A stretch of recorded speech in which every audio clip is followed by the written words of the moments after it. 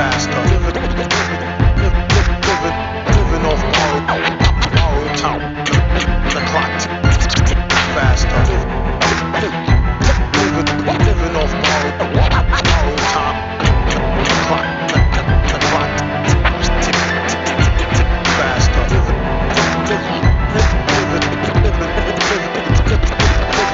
Living off borrowed time. The clock tick tick tick tick tick. The clock tick tick tick faster. Living off borrowed time. The clock tick faster. Living off borrowed time. Living off borrowed time, the clock tick faster. Living off borrowed time, the clock tick faster.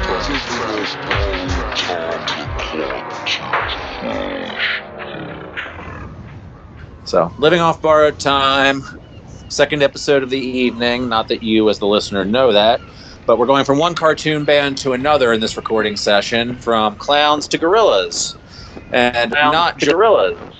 Yes. Not joined by my co-host, Caleb, but joined again by our producer, Wyatt. So basically, in the lead up to this, I asked Caleb if he wanted to join, and he said no, because they're not a passion band for him. And that got me thinking about how I didn't think they were a passion band for me until I thought about it. And I've spent a good chunk of my life listening to this band. And then I thought about it, and I was like, when their debut album came out, were you even born? 2001, 3 years. Late 2000, or Clint Eastwood video was like summer 2001, so maybe it was 2001. Yeah. So 3 years. I was 3 years old when this came out. You were 3 years old. Okay. So I was 15 years old. Yeah. So most of my active music listening career, I would say, That's just douche. But you know what I mean. I've spent a lot of my life listening to this band. I think they've been very influential on me as a music listener. And so he said they weren't a passion band for him, and I thought they weren't for me until I really gave it some consideration. They actually are. I've given them a lot of my time, and they've been very influential. And I think they've been very influential for a lot of people. Would you say they've been influential for you? Oh, massively, absolutely. And I think what you're saying too is that they're influential for a lot of people. I think that is the case because initially this band was marketed for all the material they had that certainly wasn't for that. This band was very opening for kids. So I think there's a very large generation that had a connection to Gorillaz just purely off of the cartoon basis of them. Yeah, I think it's like the Trojan horse aspect of it. So, like, I just remember the Clint Eastwood video being on all the goddamn time. Obviously, I was like, not like, at the time I was, like I said, 15 years old. And so it was like, I was not like watching TV for just cartoons, although I watched a whole lot of cartoons at that time. But I just remember when I worked at Borders a few years later that there were a lot of children who would buy Demon Days, and they just like their parents would go with them, and they're like, "Oh, I just like it because of the characters." Basically, and parents were like, "I don't know, you should be buying this," and I'm like, "No, it's very hilarious that it's like the kids will get linked into the characters, and it's like one's a Satanist." I think I'll never not find that funny. Well, one of the dynamics of this episode, unfortunately in my homework. Basically, the homework for the episode was obviously all of the music. We're going to try and cover the singles, some of the obscure stuff. I did not get into the visual aspect of the band. Like, the only real video of theirs I'm truly familiar with is Clint Eastwood. I saw it 1,000 times. I think I saw the Feel Good Inc. video a few times, maybe the Stylo video once. I did not watch the videos so much because I was busy listening to a bunch of clown rap. So... It's a good time, people. You should go check that episode out. It's really good, I swear, just because it's a clown rap episode. I know, like, you might have some preconceived biases against clowns rapping, but you might be pleasantly surprised as to the quality of the music. But anyway, my point being is that I'm not very much an expert on the lore of Gorillaz, the visual aspect of the band, but one of the key aspects of the band is their lore and their multimedia aspect. So Wyatt will be covering most of that. but I will be coming at it from just the listener's perspective. So, but one thing Wyatt is not an expert on is what Damon Albarn did, did prior to Gorillaz. He was in a band called Blur. They were a British band, and they did not get along with a band called Oasis.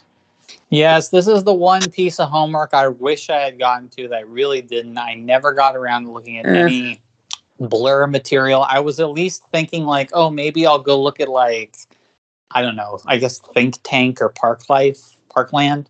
Don't Think Tank. Like, I mean, okay, no one likes Blur for Think Tank. I'll say that much. Park Life is one of their seminal albums, though. I thought 2003, it might still be Gorillaz. It might be Gorillaz connected. I really had no idea. I mean, there was trip hop subgenres on RYM for it, so I thought maybe it's somewhat related in sound. That way, I suppose. There is a very funny review of the Tomorrow Comes Today single by your favorite reviewer, Thrental, on RYM, where he says that they should stop integrating trip hop into their sound because he doesn't think they're sober enough for that. My God. He still gives it 3.5 stars. He really doesn't know. He really doesn't know what's about to come. He really didn't know. I also don't understand. I mean, this was 2012. But I don't think he ever really understood the rating system. I don't know. Maybe it's the reverse "Sell Me a God" rating system where it is. I think it is. I think he's already so depressed in his writing that also his ratings have to work on a negative curve to further that point home. I mean, now that we like legends, shout out to Thrental. You're the new kicking back of the show. It'll be you and Chris PC can be the kicking bag for the clown episodes going forward. Yeah, for the finale of the Clownology, because oh God, he reviewed ICP, didn't he? He did quite a few times back in early 2010s ICP, like Miracles times ICP. I'm sure there were a lot of great reviews of Great. We can't do like a bonus ICP episode in the Gorillaz episode after the bonus ICP episode. We can't do like a fucking Russian doll of the clown episode. Never gonna. You can't listen. Once you're down with the clown, you're down till you're dead in the ground. Okay. I've heard that in a song once or twice. Anyway, so Gorillaz. Cartoons. Let's get serious, people. Cartoon rappers. Yeah, very serious business. So Damon Albarn was in a band called Blur, and he got bored with it because the guitarist Graham Coxon was like, let me write some songs. And Damon was like, no, don't write any songs. And then so Damon, hooked up with Dan the Automator, and they basically decided to do something that people thought was going to be a one-off side project where they were all cartoon characters. And they were a guy named Jamie Hewlett. And this is where you will step in and fill in the lore.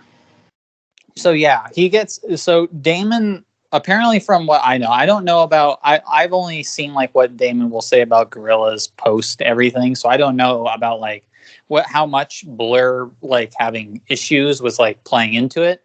I'm very dismissive about this because I know Blur broke up in 2003. I know Blur, Damon and Graham. I'm not super well versed on their like dynamics, but I do think they were the two strong personalities in the band. They broke up after Think Tank. I know Graham was the one who had the solo album and seemed to be the one who was the most discontented with everything. But I don't. Beatles themselves. Yeah, more or less. And they started to get more, I would say, experiment. Blur, basically, Reader's Digest, less successful than Oasis. They had an album in 1997. I believe it was the self-titled album that has the one song that you've probably heard where they go, woohoo! Oh, yeah. Song number 3 or something like that. Yeah. Which was supposed to be like, that song at least is a parody of American rock, but somehow got adopted as like their most popular song. Then in 1999, they had an album called 13, which was an album of very depressed 14-year-old Patrick very much gravitated towards, even though it's all about like adult relationships and heroin, two things that 14-year-old Patrick had no experience with. But it's a very good album, and but it also was not very commercially successful. And then but it also was an album that kind of saw him gravitating away from popular pop tropes and towards more electronic experimental things, sounds, textures, and start naturally would want to do something like a side project with somebody like Dan the Automator, who was off of some Deltron. I think this was because Deltron was 2000. Deltron came out in 2000, so he would have been done the Deltron sessions prior to the Gorillaz sessions, if I have my chronology correct. Actually, I have a story about this, so I know for a fact it's post Deltron, and there's it plays into how the production of their debut goes. So I'll let you pick up the thread here. Yeah.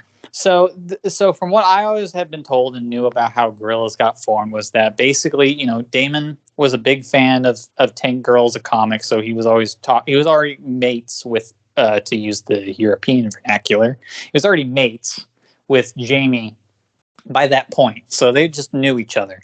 But basically, Damon describes Gorillaz as that initially he got sick of like the pop landscape, probably on a song number 3 type tip, and so what he wanted to make like a band that was like he had this idea for a virtual band with Jamie that would like parody all the worst aspects and all the fakeness of the music industry, while in turn flipping it on its head with music versus how the characters were. The problem is that they pretty much dropped that point real quick. And you're going to find that that's a reoccurring theme with Gorillaz, is that there's this big grand idea. And while they get most of the way with quite a few projects, something always goes amiss that doesn't really complete the idea full circle. And that is the main thing with Gorillaz, is that in the debut is that never really formulated. It kind of just became like, here's the band now. And they're all kind of their own thing. Like, obviously, Murdoch was supposed to be like a parody of Keith Richards in a way and some of his stereotypes, and like the asshole leader. 2D was supposed to be like the drug-addled like lead singer.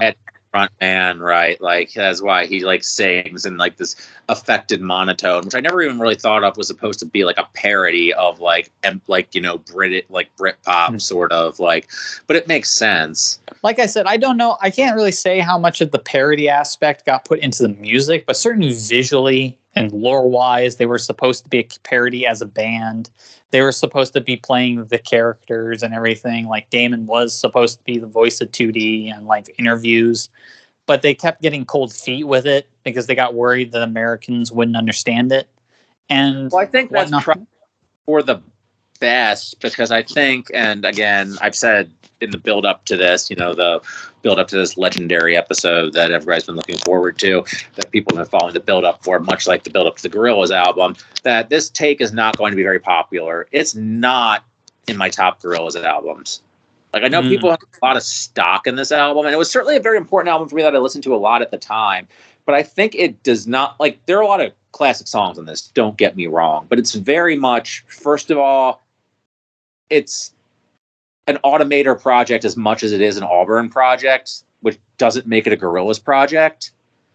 It's like two disparate minds meeting. I feel like it's Damon Albarn working with a producer as opposed to like a cohesive Gorillaz, which, as we know, Gorillaz, which that'll make more sense as we talk about their later projects.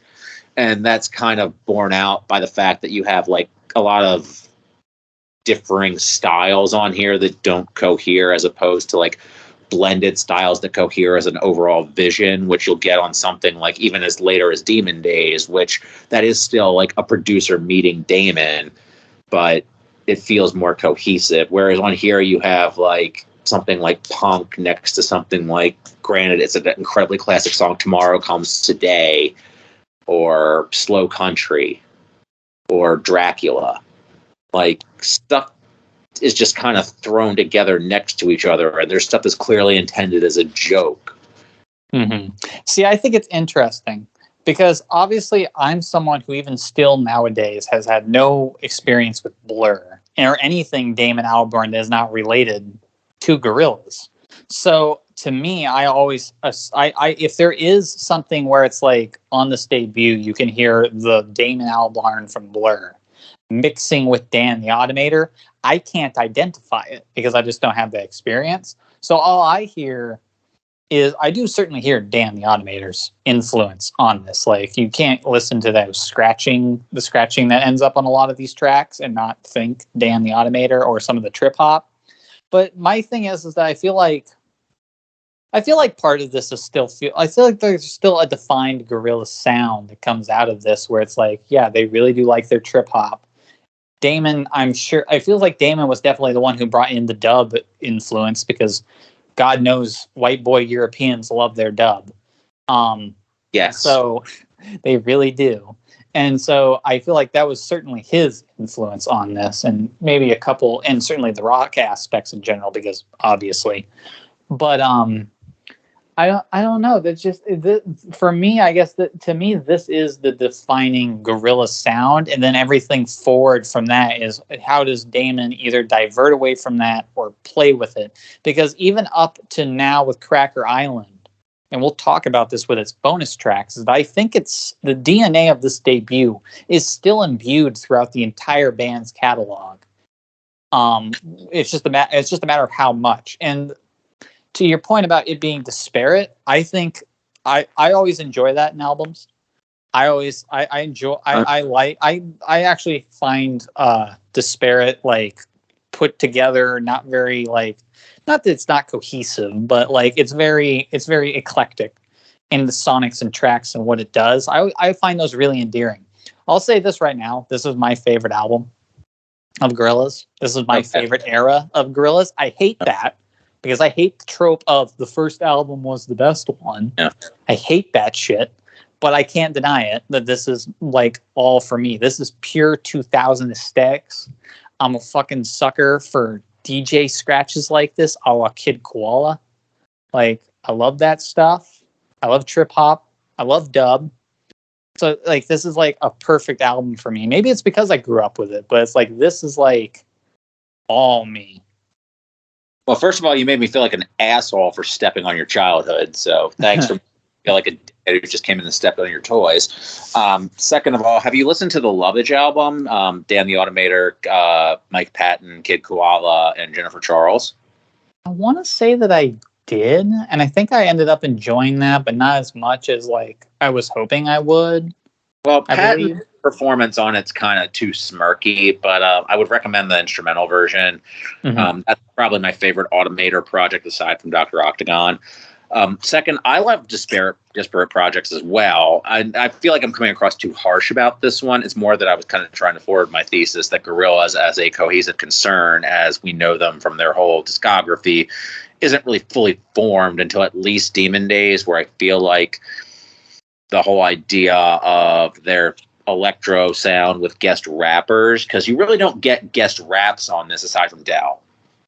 Yeah, no, you don't. And that's and you know what? That's an important thing to point out, because that's very backstory important. I don't know if we want to talk about this when we get the Phi Life Cyphers stuff on G sides.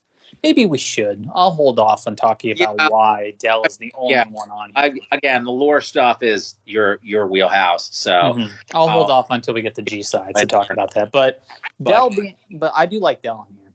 I will say. No, Dell's all. I mean, I like Clint Eastwood's an all-timer single. I heard it a million times. I'm still not totally sick of it. That's how good it is. It's perfect. In terms of bringing dub to the mass, in terms of bringing dub and trip hop to the masses, this album is incredibly important. I cannot overstate the importance of this album. That's an important thing. Like I just said, it connecting with a generation. I think that this also does something very important, which is that it introduced a lot of kids to different music. Yes, and I say that for the album as a whole, and to it being so eclectic, is that there's a lot of sounds on here. And a lot of sounds. So imagine that a lot of kids picked this up because they saw the Clint Eastwood music video or 2000 music video on Cartoon Network. And you're like, this is rad. Let me go get this album. Oh my God, what is all these types of these sounds and musics and genres that melding together into this one pot? And that, because that's how it was for me. I didn't see them on Cartoon Network, but when I found this album and I found out about this band, that's what it was for me as a young kid. Yeah, I think this album does an incredible job of just melting pot, blending together so many different sounds. And again, like in terms of loving everything on this album, I certainly don't. Like, I think punk doesn't work. I'm on record as absolutely despising 19-2000. I heard it a million times. It's my least favorite Gorillaz song. I fucking can't stand that song. I re-listened to the Redman remix. I don't like it with Redman on it. I do not like it here or there. I do not like it anywhere. The only time I like it is on the when we get to the Spacemonkeyz remix. I think they actually do a very nice dub of that. That's the only remix of that I like. I do not like it on G sides. But I can't imagine. Yeah, I was gonna say I can't imagine if you don't like the original that you fucking despise even more the Soul Child remix on the G sides, where it's just even more hyper and more like in your face. Yeah, I've described it as there's a certain genre of just shoving sugar down your throat, like Len Steal My Sunshine, just like that. And it's right there for me. But that's really it in terms of stuff I can't stand on here. And I appreciate that they're doing that, though. Like, I mean, and lore, I'm sure it makes sense. I think that's the Noodle song on here. Like, is Noodle supposed to be the one singing on that? The left-hand Suzuki method? Oh, no, yeah, in lore, I think that's basically supposed to be, I mean, or on 19-2000, you mean? 19,000, yeah. Like, yeah, no, that is Noodle, because like, in the music video, they have Noodle do the song. She's the one singing on that song. Yeah. They kind of basically do that for, unless they state who the female feature is, it's the assumption then becomes that, oh, this is Noodle. That's like why Dare, they don't credit who's featured on that, which I feel a little bad about. I wish they would kind of credit these women. We're not going to talk very much about the live performance of Demon Days, but there is no question who is singing on the live version of the version of Dare on the live Demon Days. Yeah, but I just feel kind of bad that they don't get credited, because it's kind of, it feels a little shitty that like a lot of it's not all their female features. There's plenty of female features that get credits, so it's not like Little Dragon bias. Yeah, but it's like that's never going to happen to a male performer on a Gorillaz song, on a Gorillaz album. But it happened to a few female performers that they don't get an open credit because they have to be playing Noodle. I mean, there's a lot to be said. I don't know if this is the time nor the place to really extrapolate the politics of how they use the idol construct there. I mean, I think that they had a lot of ideas about how they were going to do the virtual idol thing. And I don't know how that really translates into reality. I don't think we've gotten into anything. Like, I honestly think that point that I just made is like maybe the most harmful it's gotten. We're not even close to like certain Asian countries, like idol scenes. Like we're not even close to that. I don't even think we're at well, it's funny because I was thinking about how we were going to talk about it in this episode. Is like, I wondered if it was like intended as a comment in terms of like the William Gibson novel, like Adoru, or like the movie Simone or whatever, like where it was like supposed to be like that sort of comment. Like you were talking about how like the initial concept of the band was supposed to be like a parody, and they abandoned it. Like, I didn't know, like, but I don't know how much of that translated, and they're just like, fuck it, let's just make music. It's hard to say because it really gets muddled in the timeline, because they had documentaries that came out for the making of these types of albums. And it's really hard to get a grasp of when it was like the idea changed. But it clearly happened sometime in the middle of the album where it was like, yeah, we're not really, this isn't a parody. It just starts becoming, I think Jamie even directly says by a certain point, these characters became their own. Like, again, you could have made it early on that, oh yeah, Murdoch was supposed to be Keith Richards, but it's like he stopped being that, and then he was all about his Satanism, and he got green and shit and whatnot, and it goes from there. And there's certain aspects got dropped because they essentially realized how they could be family friendly in a way, even though they're still kind of not. Like, 2D doesn't really talk about his pill addiction anymore. For the first album, it was like, yeah, he's got like shirts with pills on him, and like, so I guess that's today has pills raining down on the screen. So I guess that's the whole thing about Clint Eastwood. He has sunshine in a bag. Is that supposed to be his pills? Well, who knows? That's hard to say with Damon and how his lyrics are supposed to be, because sometimes they can be quite esoteric. And that's also a very weird reference back to I think he had a very public struggle with heroin. That's like 13 is a lot about that too. So, who's to say? going back to the music, though, some of the song, like, I mean, I feel like I'm coming across overly negative on this. Left Hand Suzuki Method is one of the best bass lines Automator's ever come up with. Absolutely. I fucking love that song. Apparently not on a lot of initial issues of the album, by the way. It's a rotating of 3 tracks that keep getting put as bonus tracks. I guess it depended on what version you. Yeah, Dracula, Left Hand Suzuki Method, and the Soul Child remix of the Soul Child remix of 19-2000. Oh, no great loss there. That's fucking So those were the ones you could go. Slow Country is great. I really love that. That's a real portent of the ballady style they would prefer later in their career. Mm-hmm. On Melancholy Hill type stuff.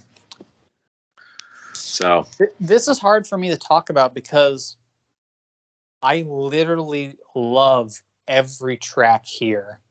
This is literally a even Punk album. Even Punk is because it gets in and out, and it's just a fun little romper, and it feels very cartoony. It fits in to me. It fits in. It's like it's cartoony. It's to the, if there's one thing to say, this album as a whole still has, like, and you watch in the documentary, like Damon and them, they're still really bratty and rebellious, and like, they got the camoed out like Jeep on the front. It's like there's still like a bit of snottiness that's in the band at this point, where they're like, yeah, we're fucking doing whatever, and we're like cultured in it, and we're being like fuck you to the industry. It kind of has that tip a little bit. We're grimy and whatnot. So Punk being in there still works for me, and it doesn't rag on itself because it's literally a minute 30. Yeah, I mean, it doesn't take much of your time. For a Blur reference point, and since you mentioned Think Tank, I feel like that might be a directly referenced back or forth from a Blur track called "We've Got a File on You," which is like a minute long, where it's just the reference is just them yelling, "We've got a file on you" over and over. Mm-hmm. Shout out to Tony Blair, probably had a file on him.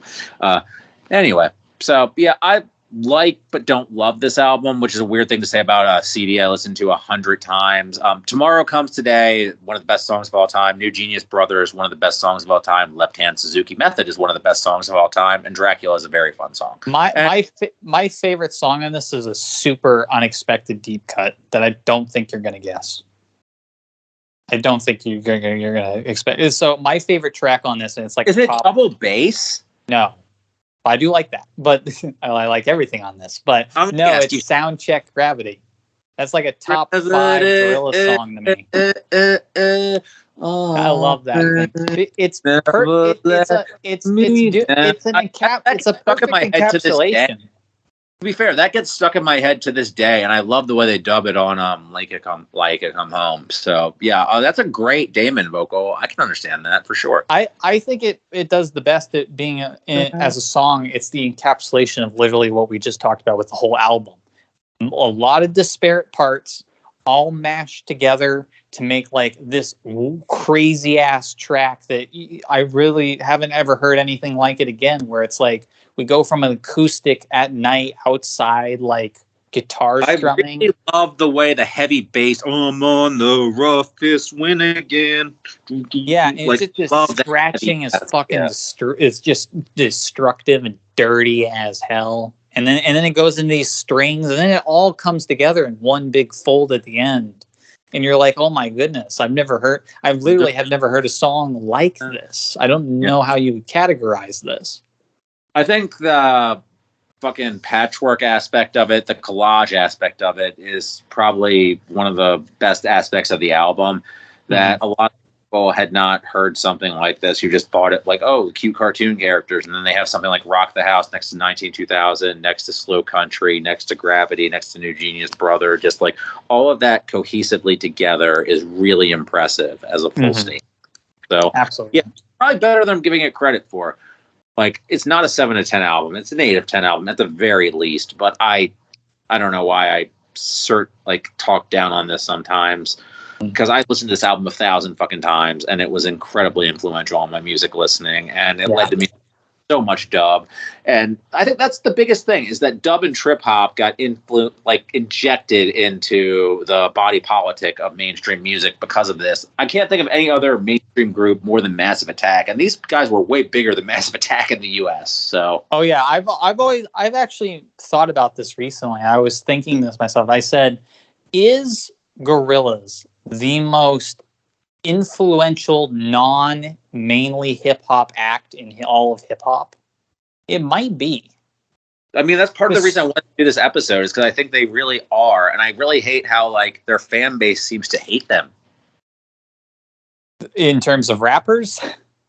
Or like, I meant like in general, in terms of the fact they keep just like putting out music in their fan base. Yeah. Shit, like that's...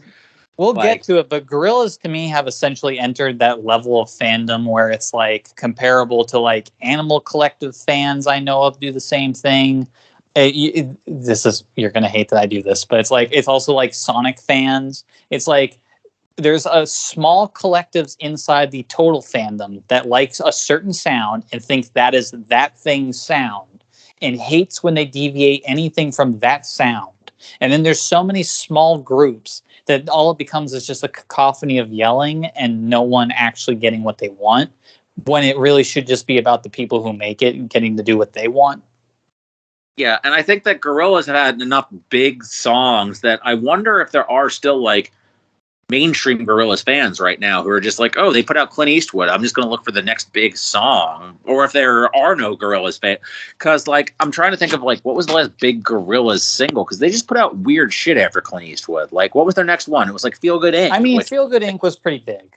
Feel Good Inc. was pretty big, but also but like Demon Days, depressing ass album. I mean, we'll get to it soon because we have to get to G-sides next. But first, some Russian shot because before we get to G-sides, they shot a ape into space, and we wish you would come home. Laika, come home. I love this album. No one else loves this album. People should love this album more. They should. It's really goddamn good. And this goes to our point. For some reason, I feel like when they dub album. Yeah, this goes to our point. I feel like for some weird reason, Gorillaz fans really don't like it when Gorillaz makes a straight up dub album, even though they claim they like it when the band does dub.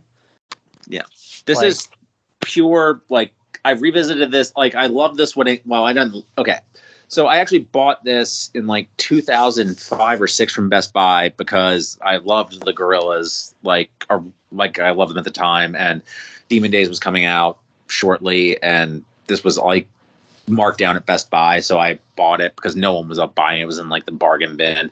And it was the same deal as the Massive Attack versus Man Professor No Protection, where people didn't like it because they didn't understand what they were getting into, essentially. And I think dub fans kind of disregard it because it's a dub of a mainstream artist, but it's different than the Man Professor one, where the Man Professor one doesn't do a lot with its source material. This does more than a usual dub, I think. It does. It goes a lot of really eclectic places. Now, granted, I can't speak to how this compares to other modern dub records, and I'm talking modern dub records, because I actually make a point.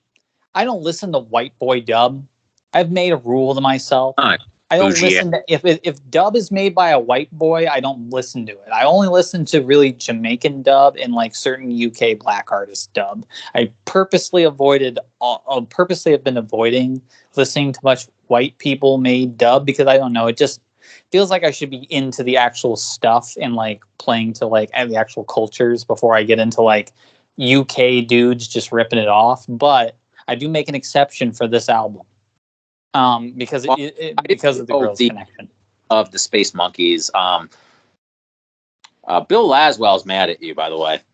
Oh, Bill Laswell has beef with you now, but I see your point.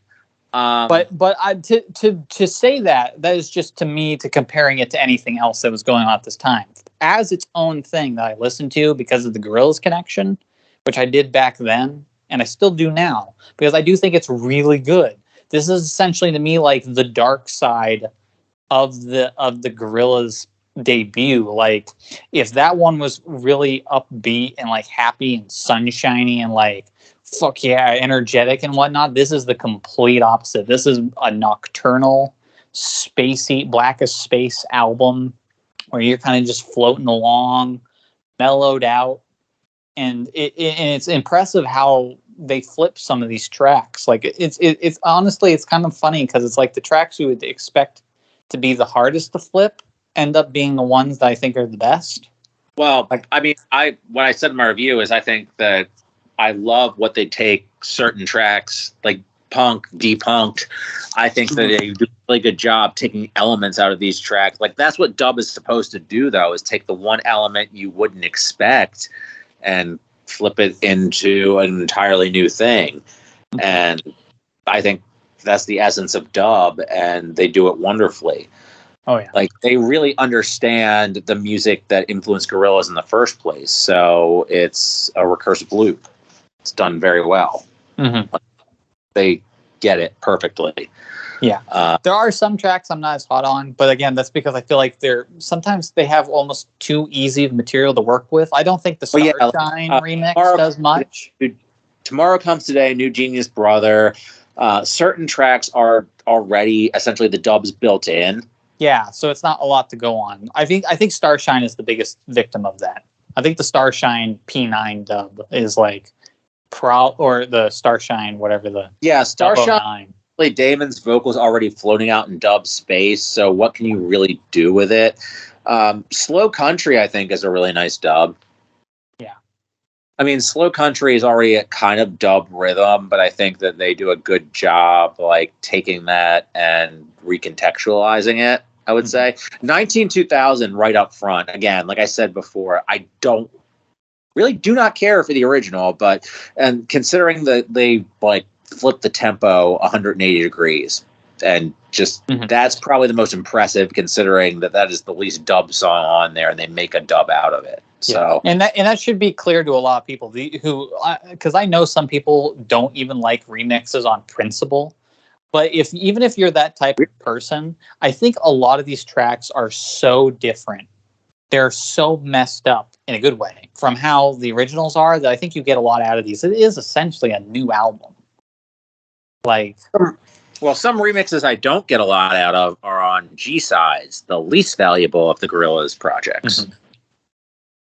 Which there's still something to be said for this project, but ultimately, this is the one that if you could say one Gorillaz project to get rid of, this is the one that, aside from Faust and the Sounder, I really don't see a whole lot of value here.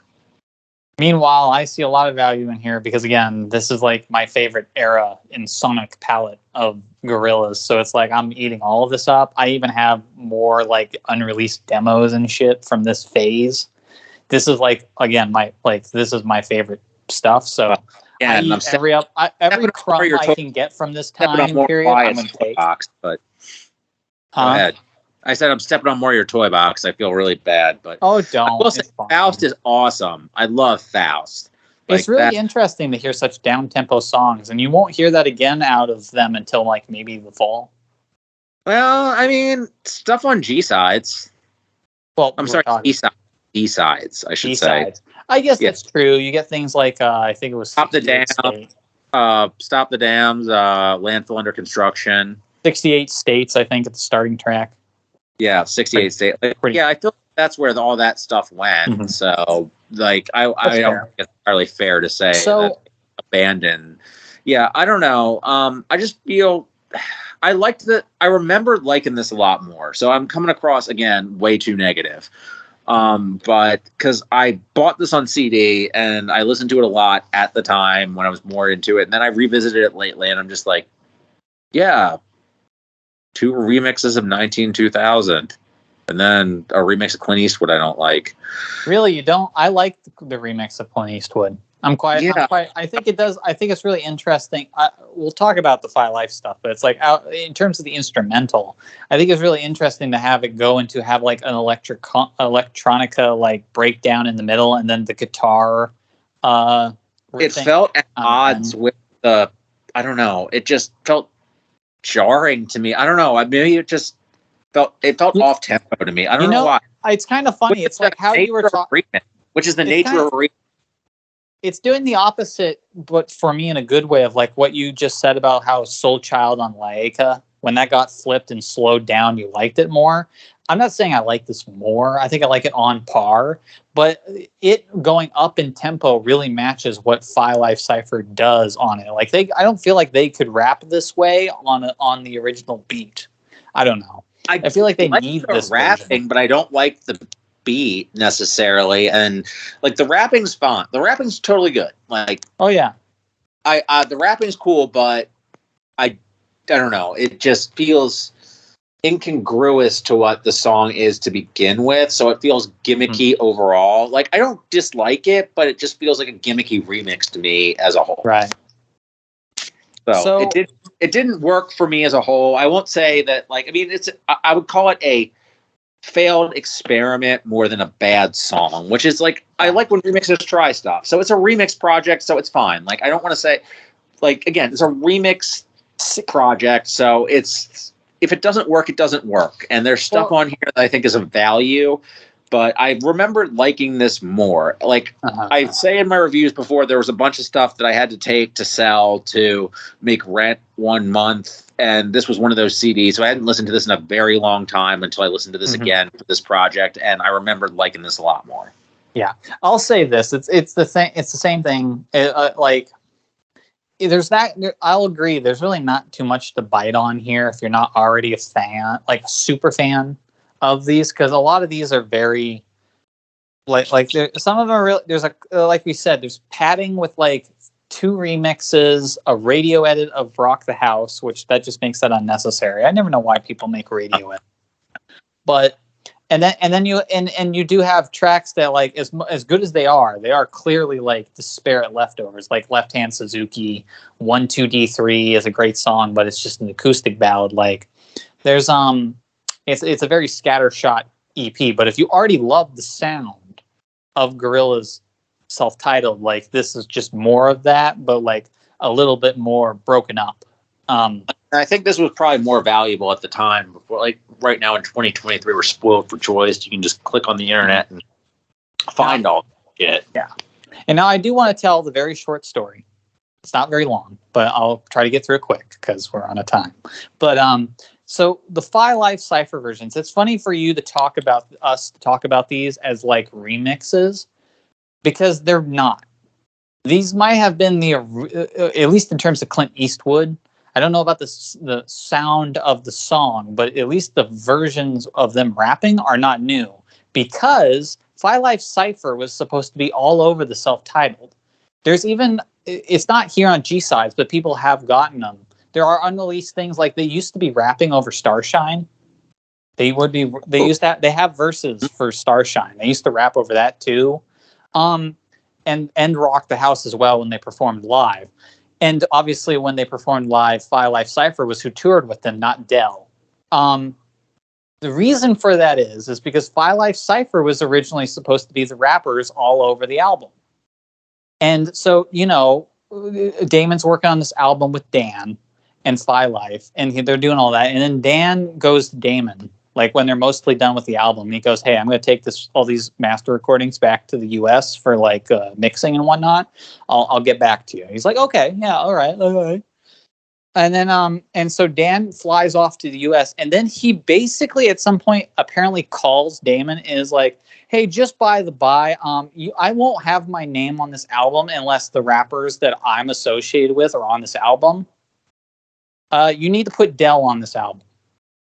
And it's like, what? No, I want this to be like a British album that's like representing like British rappers. He's like, yeah, that's not going to work for me. You need to put my rappers on this album. And so now Phi Life Cypher doesn't get on the album. It gets pushed off to like the G-Sides and everything. They do get to do the tour, but Damon was really into Phi Life Cypher. And because of Dan the Automator, they don't get to show up on and making a big splash on like the Gorillaz debut. They don't get that. Which, well, much like Cool Keith Brothers, Sinister 6000, they've been forgotten by history. Yeah, it sounds like I don't know this. Maybe you can tell me this, but I've heard enough to make it sound like Dan the Automator is a fucking asshole. Yeah, he sounds like a complete dick. Like I've heard, like I know, like I think like Deltron got held back because he was like a dick, or maybe not Deltron, like the second Deltron album, but like I know with like Cool Keith, there's a joke like about him on the Head Automator album, like that he like leaked the demos himself to the internet because he was pissed at Daryl Palumbo. Mm-hmm. And, like like he seems like he's really difficult to work with. And I also know with Dr. Octagon, like when they made that sequel album, I know before that, Cool Keith was like, yeah, I might do a Doc Ock 2, but then Dan was like, you literally cannot do one without me. If I'm not involved, you don't do it. Well, that was something super weird about that, because it seemed like somebody else got the demos like that. There were like 3 Dr. Octagon sequels. Like it seemed, I can't speak to that one. It seemed like something really hinky happened with that shit. Like, but who knows with Keith? But who knows with any of those dudes? To be honest with you, yeah. I just know that this doesn't. But I'm not. What I knew about Dan prior, this certainly didn't. When I heard this story, because Phi Life Cypher tells this story on an interview they did. Not until recently, only a couple of years back, they did an interview about this, and that was basically how they were like. It's like, yeah, Dan the Automator basically kicked us off the album. He's kind of an asshole. Now, granted, they could be biased because they are literally, they even say in that interview, yeah, Dell's verses are good, but, we could have done better. Yeah, we could have done better than, that Dell guy. I will say this. At the very, Phi Life Cypher and literally every one of the tracks that they would have appeared on this debut and shown in this remix, they were really into the cartoon aspect of this band. Because they, unlike Dell makes like one reference to Russell being in Russell's head, I guess. But Phi Life Cypher have lines all over their verses about how they're interacting with the band. Yeah, like they were really dialed into it. Mm-hmm. Like they wrote specifically for it. And I will say, Dan the Automator has a long history of burning bridges with everybody he's worked with, almost implying that he's a complete asshole. Yeah. So maybe there's a reason why they brought in Danger Mouse for Demon Days and not bring him back. Interesting that he and Mike Patton worked together once and just one. I mean, that must have been interesting sessions. 2 people who have reputations for being complete assholes. Fun sessions. Speaking of demons working, well, I had that great transition, but I don't have the document in front of me. Can we skip right to Demon Days after G-Side? Speaking of no Dan, hi Danger Mouse. How you doing? Oh, I see a mouse and I see some demons. Time for Demon Days. Looks like November has come. This is also an incredible album. Yes. That probably scared a lot of children. Oh, I'm sure it did. Yeah, it probably Hopper.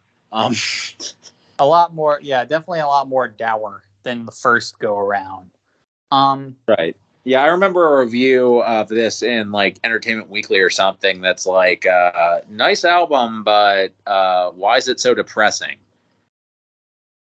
Good question. It's funny because as with most post-apocalyptic albums, it actually turns out that the reality of what happens many years later is still more depressing without being as apocalyptic. Also, yeah, interesting that, the 2005 album, right after George W. Bush got reelected, and, like, maybe there was a reason this album was so fucking depressing. I don't know. But it's almost like there's a verse on Dirty Harry that directly references that. With his flight suit on. Maybe he can give me a chance so we can advance. All I want to do is dance. November has come. But this is a great album. It's probably the best thing Danger Mouse has done aside from the Grey album. Danger Doom. And if you know, I get the controversial opinion that I like to say that is my favorite MF Doom. I put it over Mad Villainy. I think Danger Doom is the best thing. First of all, you can't listen to the podcast except when you edit it. That's already been established. So they're both 5s. It's just Danger Doom is not a 5. Danger Doom's not a 5. Danger Doom's a 5. Danger Doom is not a fucking 5. But it's close. It's close. This is also not a 5, but it's still really fucking good. I mean, it's really good. It's really good, but then I also get the other controversial opinion that this is like pretty.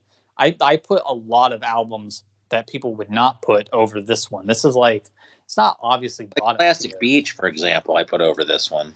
Yes, but I will do things like put Song Machine and The Fall over this. I put Song Machine over this one. I don't put The Fall over this, although I put The Fall a lot higher than I did before I did research for this episode. Right? I think this is better than Humanz and the Now, and I think it's equal. I think honestly, right now it's equal with Cracker Island. Just to say that. It's better than Cracker Island. The thing I'm about still this debating internally myself. Very tightly a concept album. I will say that's what Danger Mouse does. Is he very, very tightly makes concept albums.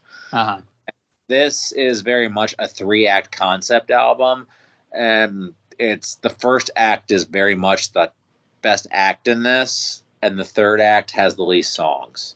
Yeah, I'd agree with that. Pretty much right after you get past Dare, it's kind of it's kind of more concept-y than. Honestly, with apologies to Charles, Dare just never done that much for me.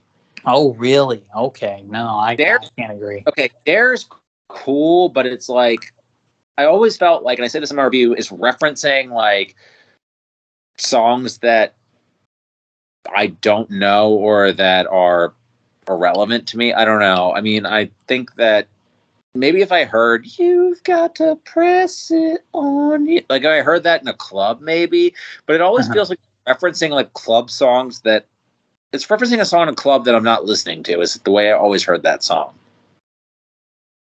Like it's not its own fun thing.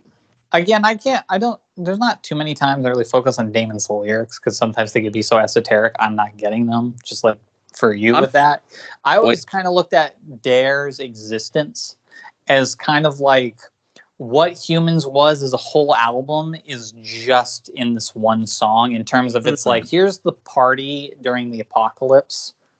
Like, there's all this dour shit that's going on that has been going on throughout the album.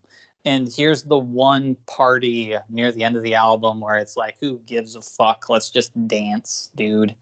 And then and then we go and then we end out with the three track like Coda.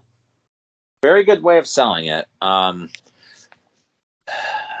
yeah, I think this is just extremely front loaded. Like Feel Good Inc. is perfect.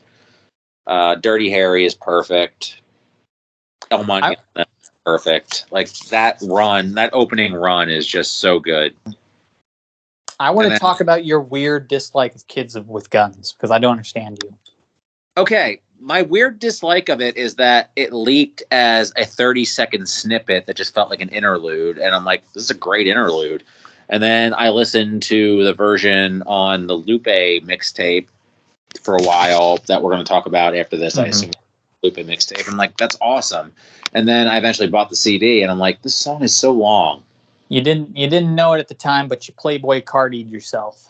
You heard a verse. You heard. Unfortunately, I have a Whole Lot of Red deluxe version. The Whole Lot of Red thing. You heard a snippet, and then you heard the fan edit that enhances that snippet into like an insane amount, and then you heard the what is the actual song. And you're like, wait a minute, there's way more here than just what that snippet does. Yeah, I know Stylist myself, like 20 years before No Stylist or something. But yeah, like. The whole I actually listened to the whole version of Kids with Guns today. I'm like, it's pretty good. But then I listened to the one on A Rhyming Ape, which, by the way, I don't like A Rhyming Ape that much. After I listened to the whole thing, I'm like, a lot of interludes. But for only 15 minutes, it certainly does. It certainly is mostly interludes, even though the actual verses on there are great. But yeah, like I just had heard the snippet version, it was awesome. I heard the Lupe version was awesome, and then I heard the whole version. I'm like, there's more. This goes on for a while. So that was it. I generally just screwed myself over on that one, is what I'll say, because it's actually a pretty good song. Had I heard the whole song, had I done it in reverse, would have been better, because it's actually not a bad song at all. Oh yeah, well, I'll say this again, controversial, but it's like that's easy one of my top 5 songs on the album. Like I really love the the prominence of bass as a bass guitar player. I think this also goes into why. I mean, it's very much in the dub, like as like the dubbiness of Gorillaz is very much felt in that. Like, I think it's very funny that so many like. Actually, I don't know if it's still up. If you read the Byron Crawford review, it just says some weird interlude because he quickly listened to just the leak of it. Amazing. But shout out to Byron Crawford, who I keep. But that ending on Kids with Guns when it builds up and it explodes is like amazing, and they do that quite a lot throughout the sound. There's a lot of propulsive endings. Because the world is really ending. Nice. Oh yeah, and it's really nice. But on Kids with Guns, it's especially to me like really nice. It's very cacophonous, but composed, and it's leading off from the bass line, which is still very prominent in that ending. Like, I don't know, I just really have always loved that track, and I'm just a sucker for something like that. And maybe it is because because there isn't really actually. It's trip hop influence, certainly, but there's not much of the dub left over, and that is probably one of the few that's still remnant around this area. There's more on D sides than there is on this album, arguably. Yeah. But that is the prominent one, and so maybe that's why, because it starts off it's early in the album, and it keeps me remembering like, oh yeah, the self-titled, and then it gets into all the new stuff. Yeah, I would say that this is definitely much less trip-hop influence. Like, I feel like all of the trip-hop and dub kind of got streamlined into a more coloring book, cartoon. Like, Danger Mouse paints in more primary colors than Dan does. Is the way to put it. Like, the cartoon has been more broadly drawn. Mm-hmm. Absolutely. It's still a great album, but less nuanced. I think there are more. I think that my take is definitely like I used to say that the first one was more formative and this was a better album. I think they're both about equal in different ways. Mm-hmm. I don't know. I'm kind of struck with where it's like there's not really there's no track, there's one track. I don't even know if I dislike it. It's like, you know how they say the highs are highs and the lows are lows. This is like the highs are highs and the lows are mid. What's the one track? The one track, my least favorite track of this whole project is Every Planet We Reach Is Dead. And I've never gotten into that song. It's kind of a placeholder track. Honestly, I've always felt like, it's good, but it just kind of treads water, I would say. Yeah, you get like the opening. I get like the opening riff with the little twang, and I'm like, okay, yeah, I'm into this. But then it just keeps going, and then it feels like the ending kind of just goes into nothing. I've never gotten into that track. After that is more like tracks I'm just not into. It's not that I don't like them. I'm just not into them. Like I've tried. I really have. I don't care for the last two tracks when the soul orchestra comes in. I've actually been like, the album should end if fire comes out of the monkey's head. It should just end. See that, like, it's overall, like, I forget, again, this might be Entertainment Weekly again. I don't know why I'm drawing comparisons to them, but drew comparisons to You Can't Get What You Want by the Rolling Stones, and it's like a rockist thing, but it's kind of a big raucous statement if you think about it. Oh yeah, there's definitely a lot. Well, it's kind of funny you say that because, like, I don't like. Yeah, maybe I don't know. There's more. There's more hip hop on this than ever. There is, but ultimately, like, it's all in the first half, and then it's the choruses, you know. Our big psychedelic thing is to bring Dennis Hopper from Easy Rider in to do a spoken word thing, right? Like, yeah, I don't know.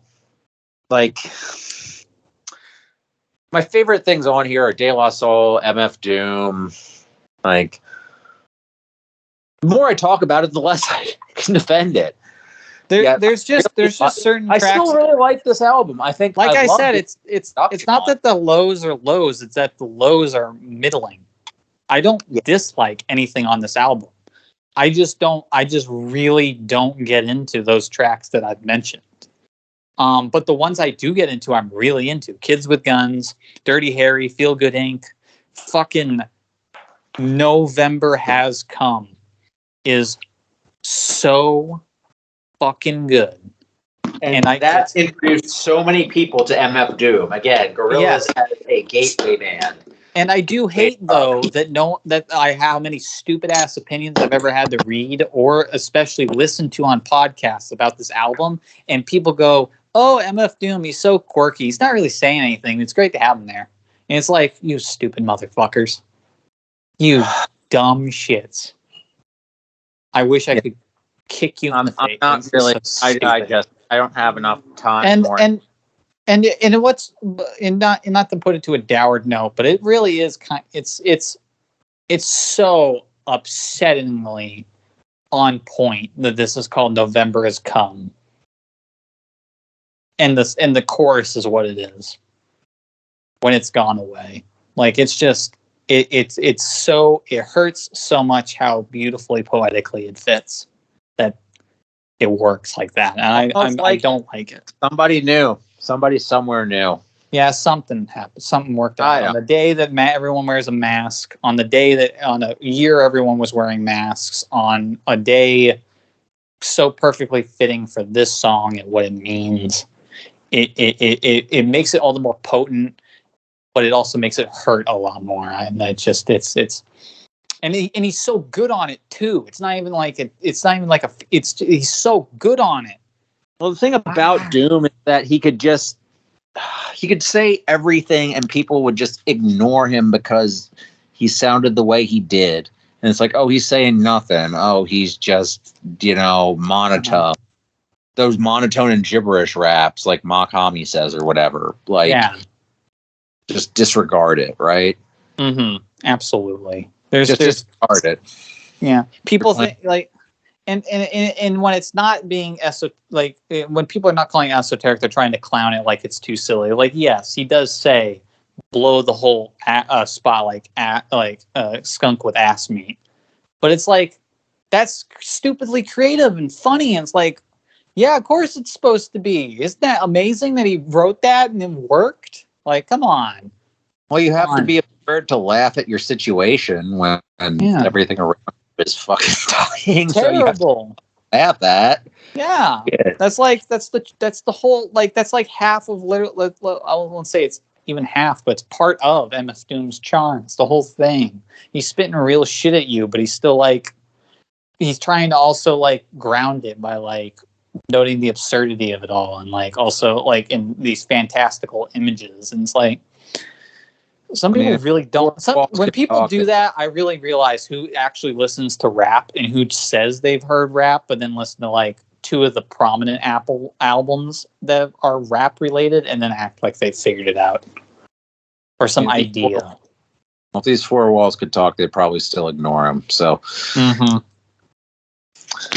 yeah, so it's a great album, but it's not in my top Gorillaz albums. And like you said, that stuff about it does kind of pass by over time. I think it's interesting you said Every Planet is Dead is the one that is your least favorite, because I remember when it would come up on shuffle all the time when I had my first iPod, that's the one I would always skip.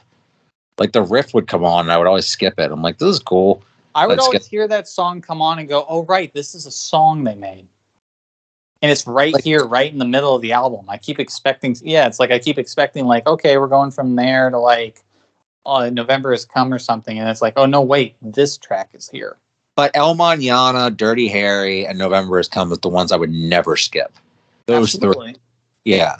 So like El Mañana has the run. El Mañana has the best Damon vocals. Dirty Harry and November Has Come have the best rap features on them. So.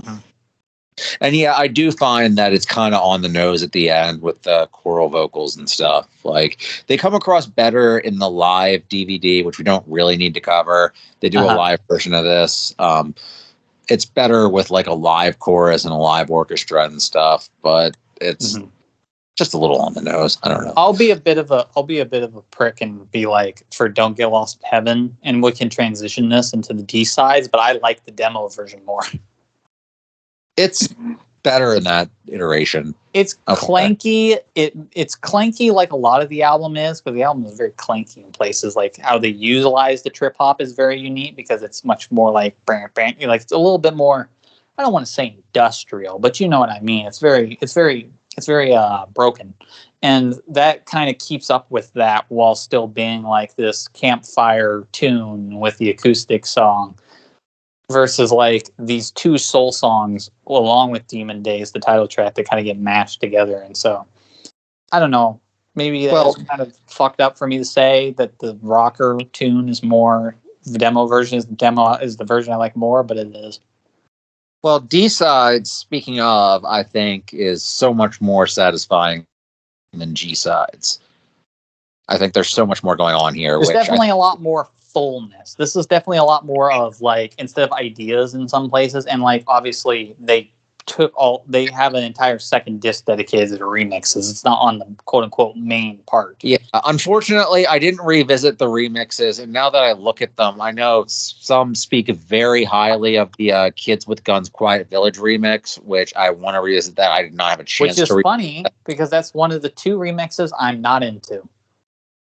It's one of the two remixes. I did listen to these remixes. The Hot Chip remix of Kids with Guns, because that sounds terrible. Because I don't like Hot Chip. Jamie T's Kids with Guns. Oh, wow, you would hate it because it's just an English dude just yelling, and it's very psychedelic. But he is just yelling. I don't know anything about Jamie T. I mean, like, I don't mind toasting. It just seems like that's dumb to do that. I don't even know if you could call it toasting, though. It's like him just going, "You motherfuckers, you come around here, down in the bar. Fuck you, mom." Like, he literally is yelling his parents at one point. Like, I'm not joking. He's literally yelling his parents at one point. "Fuck you, mom." And go down to the pub for a drink. And it's like, oh my God, what the fuck is this happening? At first I hated it. I was like, what the fuck is he doing? And then over time, I was like, oh, it's supposed to be like this cartoony remix of like, this is absurd what is happening right now. And it's just like so stupidly insane that it kind of went back around for me. But I can absolutely understand people despising what that track does. But as far as the main sequence goes, though, which I did listen to, I like everything on here except for Hong Kong-a-ton. I'm not super into that. That's got one of my top 5 all-time. Of course it would be. Of course it would be. That has 92,000 energy to it.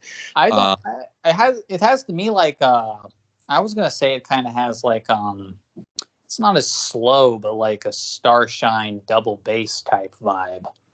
Like it's doing that. It's doing it. They're completely different. I understand sonically and energy wise, but it's a dub heavy track.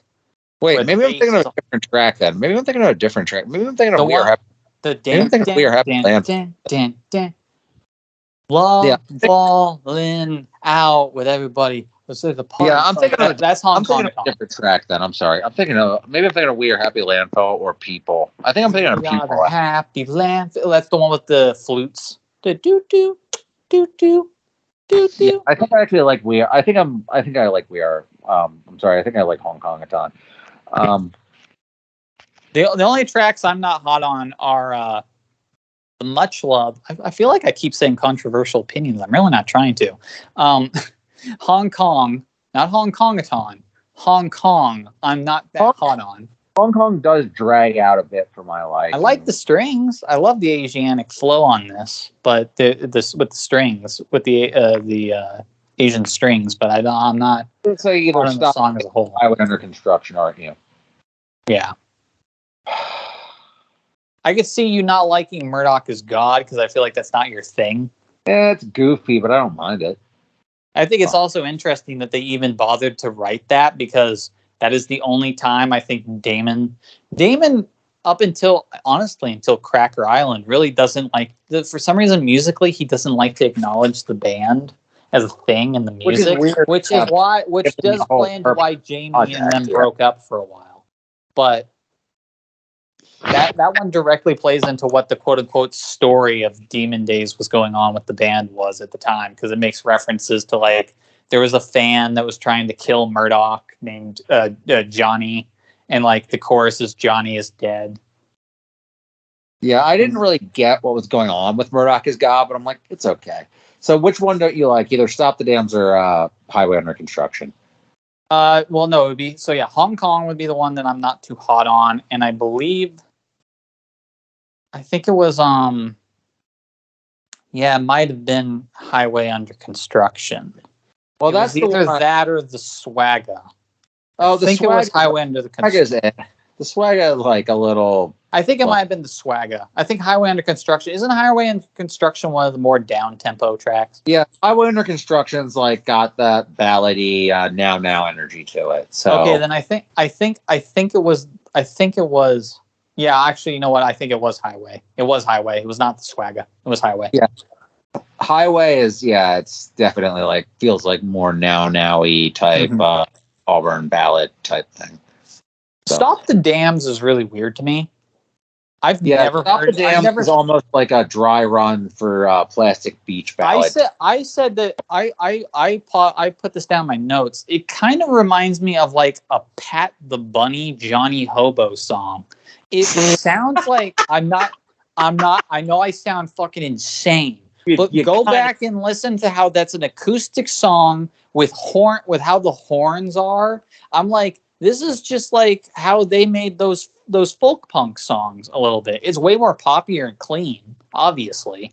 But listen to that horn probably section. A direct influence, actually. Now that I think about it, Stop the Dams. It's definitely like if you think about like stopping gentrification, I think is probably a big influence on a lot of like Highway Under Construction. I always thought of that as sort of an influence on the aesthetic of the album. Happy Landfill, Highway Under Construction, Stop the Dams. Like it was Demon Days. They're trying to stop the progress of just gentrification, like steamrolling the earth. So yeah, like those sort of songs probably was a big influence on Damon writing this stuff. Yeah, I forget. Well, I think to go to the influences, like I think and this goes to like, this is actually something I wanted to talk about with D-sides that I can't tell if it's problematic or not. But basically, so when how Damon got inspired to write Demon Days is not only all the political turmoil that was going on, but he was in Asia, in Hong Kong and in Japan touring at the time. And I forget if he had seen some of like the disparate broken down areas in there. Like maybe it was around like Hiroshima or whatnot. And like the huge industrialization going over there. And then also on his way back in the UK that he got inspired, that he was really upset by like urban decay and obviously environmentalism going into this. But I think especially on these D-sides and showing where the album could have gone, I do have to admit, in hindsight, in 2023, I do get a little bit uncomfortable with the Asian fetishization. Yeah, that is a little weird. I don't like. Now, there's nothing wrong with taking aspects from another culture's music and influencing you. Like, I mean, I'm not the type to be like, don't ever touch another culture's like music to infuse into your own. If you're respectful and you do it correctly, you can. And I think Damon does a lot. I mean, hell, he's got the Dirty Harry version on the second project, which is like involving an Asian orchestral movement. He made a monkey opera. He did, based on an Asian poem. I don't know if the characters were monkeys initially. But I see what you're saying, though. It's like there's a difference between influence and appropriation. And you got to skirt that line. At some point, I was just like, so are we... It's not that you can't reference it. And there's plenty of media that is like, futuristic Asia and like dystopia. Because like that one apartment building that was like the hive mind thing. Yeah. That inspired so much sci-fi. I get it. What I don't like is that it's like almost to a level where like, man, Hong Kong is so fucked up that it's like, if we want to figure out how we think about our dystopia, let's just think about Japan. And it's like, wait, what? That like, it's not a lot, but it is something that tings the back of my brain just a little bit when I look at, especially on D-sides, how much was just like Hong Kong-a-ton, the Hong Kong version. Like, it's okay, calm down. it's a little much. It's a little like one thing over and over, kind of point your one reference. Which is good then that the album itself didn't do that. Yeah, it's a little bit of it's self-editing to that degree, but you still put it out there after the fact. So, and also the Gorillaz do have that pronounced anime aspect to them, especially Noodle. So, absolutely.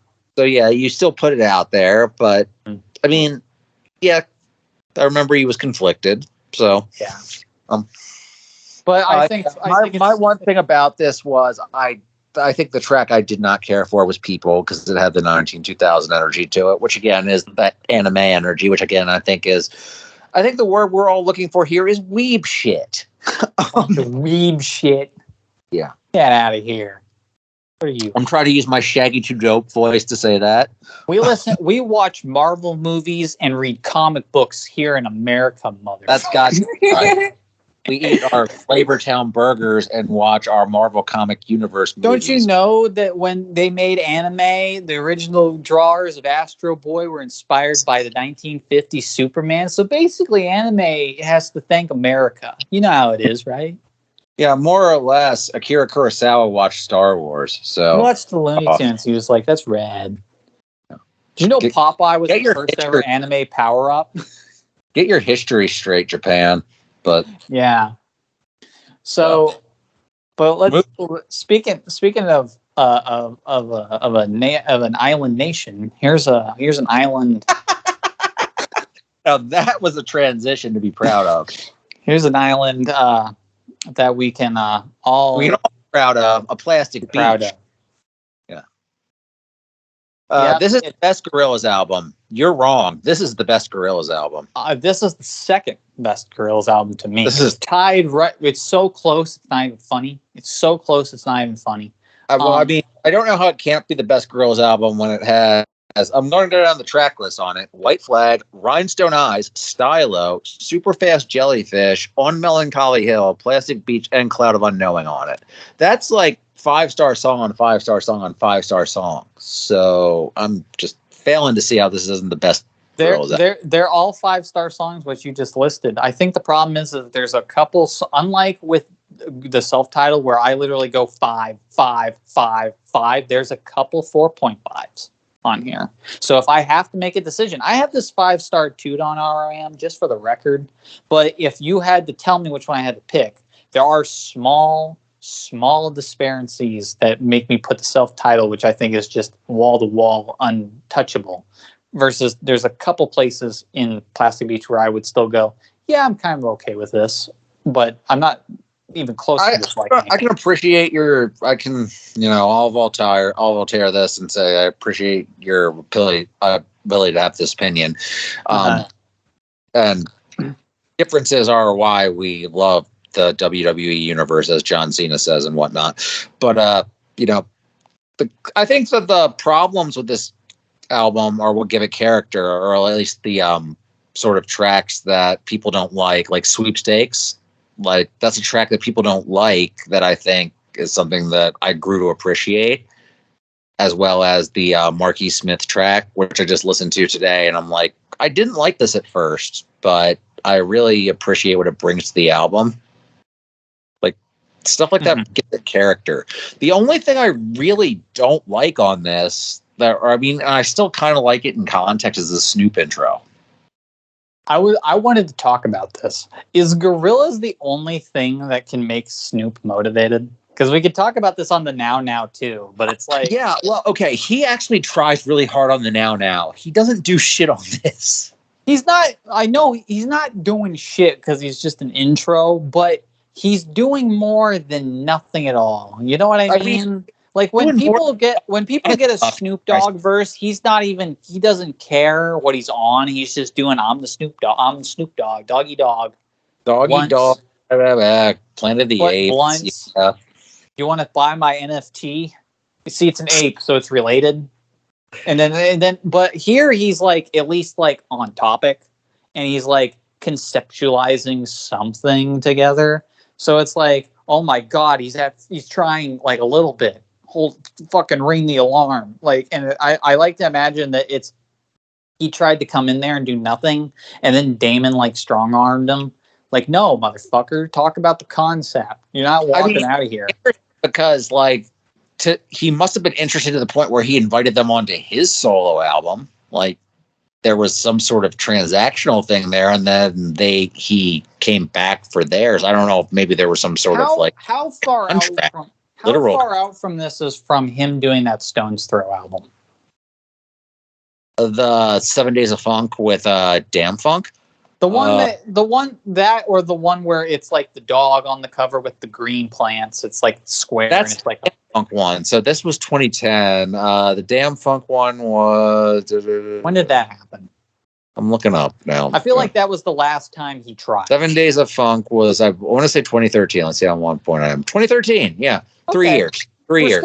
We're not at him totally. But we're not at him totally just abdicating all responsibility for being an gives a fuck at this point. Yeah. So if anything, it just makes him on the now more impressive that Damon got that out of him. But for here, like, I was very impressed. I mean, this shows how far the bar has fallen. That when I re-listened to the now, that I was just like, wow, this is so impressive. And in retrospect, it's like this is the bare minimum of somebody rapping. Oh yeah. So many songs on this are. White Flag is a perfect like. Mm-hmm. I'm just looking at these songs and I'm just like, this is such good music. Yeah, this is such good fucking music. Damn. Like, just so good. People, dude, okay, so my story about this, and this goes back to what you were talking about fan bases. When this came out, I remember so much fucking whining about this. Mos Def isn't trying on this. And I remember this came out right when Merryweather came out, I believe. And Animal Collective fans were also whining about Merryweather. I know you don't like fucking Merryweather, but stop fucking whining. No, yeah, exactly. I remember there was I remember the two that were really getting hammered on was Sweepstakes, absolutely, because everyone was like, it's just so repetitive in one note. Why is it 5 fucking minutes long? It should be an interlude. It's like, no, it really actually progresses. And then I remember the other track everyone really hated was Super Fast Jellyfish. People did not like that song when it came. When I remember distinctly, there was a very vocal amount of people who did not like Super Fast Jellyfish and thought it was the worst thing on the album. Well, that's appalling. I mean, I remember that people didn't like the Lou Reed track, and I'm like, I get that because, like, I think it was still that might have been around where this was before Lou Reed died, and also back when I think people were still on the people were still mad about Lou. He's not a good singer. Well, so, yeah, Lou Reed is known for his Andrea Bocelli type pipe, so they were really mad that he wasn't singing the scale and stuff. Although it is hilarious because I know the backstory about Lou Reed. So apparently, from what Damon says, Lou Reed walked into the studio and was like, "I know what the concept is. I am going to sing about these things, and then I am done." And they did 3 takes or something, and then he was like, "Yep, that's it," and he walked out of the studio because he's like, I'm here to do the thing that I'm here to do, and then I leave. And Damon's like, that really inspired me for how I think about the creative process. Very reminiscent of ODB on Bitches. Yeah, you paid me. I only come in here to do your bullshit. You tell me what to do, and then I'm going to leave. And then but I'm going to do the thing that you tell me really well. But once I'm done, I'm not sticking around here. I got shit to do, man. So that's how do you hate Super Fast Jellyfish? By the way, I can't fathom. Perfect execution. It's so fucking fun. It's people not wanting to have fun. It's people not wanting to be again. They have these weird preconceived notions, and how dare anything be fucking. Some people really take music as this poetic thing, and it's like, have some fucking fun in your life. Well, the thing is, it's fun, but it's also saying something about fun. It's fun, but also you want something serious. It's also serious too. If you actually look at the video and think about what it's saying, it's also fucking serious too. It's you playing want a serious into the entire a serious comment. Yeah, it's playing into the entire theme. It's like it's like reading the title "Plastic Beach," and it's like, wait, you don't get it? The whole point is that the beach is a piece of shit made up, but it looks pretty. It's this song is catchy, the song is silly, but it's also terrible. Box of cereal, you dumb fuck. Cloud of Unknowing is one of the most beautiful songs of all time. On Melancholy Hill is one of the most beautiful songs of all time. The two songs that I have Don't know what else you want out of this album. Just the two songs that I have a 4.5 out of 5 on in terms of feelings is the two ballads of Empire Ants and Broken. Empire Ants I have it a 5. I think Empire Ants is I think that's probably the best use of Little Dragon they could have. I would have that at a 5. Broken I get. Broken's the one I'd lose. I think you could see. I think I'd lose Empire Ants before Broken. I think both are real. Like I said, they're 4.5 out of 5. So they're both amazing songs. Yeah, no, they're both amazing. I'm saying out of the two, I would lose Broken because you have two B-sides. If you go to the deluxe edition, that you could probably slot in for Broken, Pirates Progress, and the other one. Yeah, I mean, I guess I kind of like that they're more songs. The orchestrals are nice, but they don't feel. Maybe it's my bias. I'm just saying, in terms of like you could fill them in, but like sure. Yeah. But I like that you're repping for Sweepstakes, by the way, because I feel like Sweepstakes got such a bad rap, and I think that one of the things you can say for Damon is he was one of the first people to really like understand the most deaf to Yassine Bey switch, because that's what. Like he's still credited as most deaf on this, but this is really him like switching styles. I love Stylo. Stylo is so good. It's so good, and it's insane how it is a bit sad though that we can get into it when we talk backstory, but basically they released it as the first single, and that did not help this album. That did not help this album because it is very much not a mainstreams. Like we were talking about like how Gorillaz doesn't really have mainstream relevance. There's an argument to be made that Stylo is what killed it. Because as a first single, it did not catch on. And everyone was like, what the fuck are they making? Because I don't think people were ready. It really is so crazy. I think that they were trying for I think they were just trying for what they wanted to do, to be honest. Also, I mean, come on, Bobby Womack and Most Def on a song. Like, how is that? I think they overestimated Most Def's relevance, first of all. Yeah, it's just it just really wasn't. I don't know. I think they would have pulled it off better had they made on Melancholy Hill the first single instead of like the second single. And maybe if they had finally gotten around to putting out Rhinestone Eyes as a single, which they scrapped that. They had done that probably would have worked out too. I don't know if you can go with a ballad as a first single though, but what do you go with as a first single? Super Fast Jellyfish, but it's too sarcastic. Yeah, and that was the fifth single. Yeah, that also still did not help, like I said at the time. I maybe not Melancholy Hill, but I think Rhinestone Eyes was the actual answer. I think they should have started with that. It was going to be the last single, but again, it got scrapped because by that point they, quote unquote, they literally ran out of money for the project. So this was a commercial failure. This ran the band out of money, from what we're to be told. Because from what Damon and Jamie, from what I remember in interviews of them saying, basically Gorillaz funds Gorillaz. That's it. If the band isn't running money, it's not running money. And apparently Plastic Beach, whatever it did not run enough money for what they were trying to do. That basically the story Jamie was trying to tell got petered out with the music, because the Rhinestone Eyes was going to have a music video, a very complex one, and it has been fan made since then and approved by Gorillaz as the now official music video. So you should all watch that. But at the time, all we have is storyboards because it never got finished because they literally ran out of money because this album just wasn't fueling it. The singles were not generating hit level statuses like Feel Good Inc. and everything were. And they had this whole thing with the complexity of the actual literal model of Plastic Beach, a bunch of stuff, and it ran them out of money. And this album also, in turn, because of all that, is kind of what broke up Jamie and Damon, because Jamie felt like he was getting short shrifted. And Damon's like, what the fuck do you want? We don't have enough money. And also was like, Damon was making himself more of the band than like the cartoons. So this caused a lot of drama for as amazing and as a product as it turned out. This is basically like the start of literally a fall, pun intended. So yeah, a literal fall. a literal fall. Sounds like a good concept for an album. Yeah. Although I don't really know if that's what, I don't know.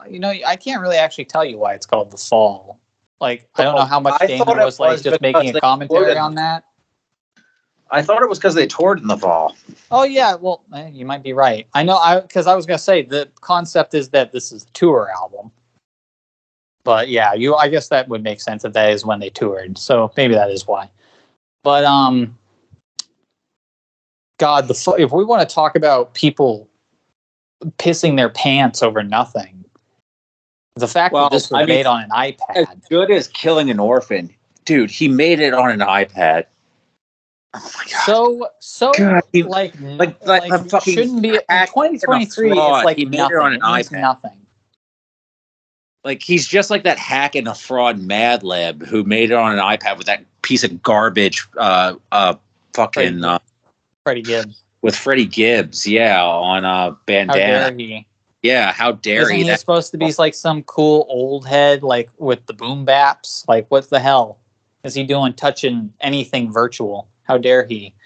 How dare Damon? I'm not going to lie. I actually gave into groupthink and hive mind on this when it first came out, in that I thought that it was kind of a castaway. Although I never thought it was trash. I thought it was just kind of a thrown away thing, because initially it was given away for free. Yeah, it was part of their fan club, to be clear. It was initially free, which then makes the bullshit about them being like, oh, it's got no effort in it. Why are you... Because eventually this did go on streaming, and they were like, no, you should put it out for free. Why are you charging for an album you made on your iPad? And it's like, we did. We did, if you were a fan, and now here's it for everyone else. And it's not like we're getting much money from digital releases, you fucks.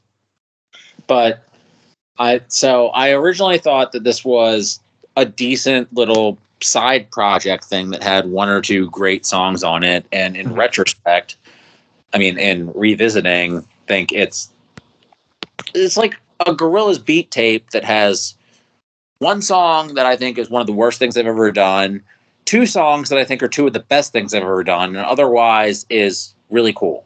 Like a really cool little side thing that, given the circumstances of its recording, is really impressive, actually.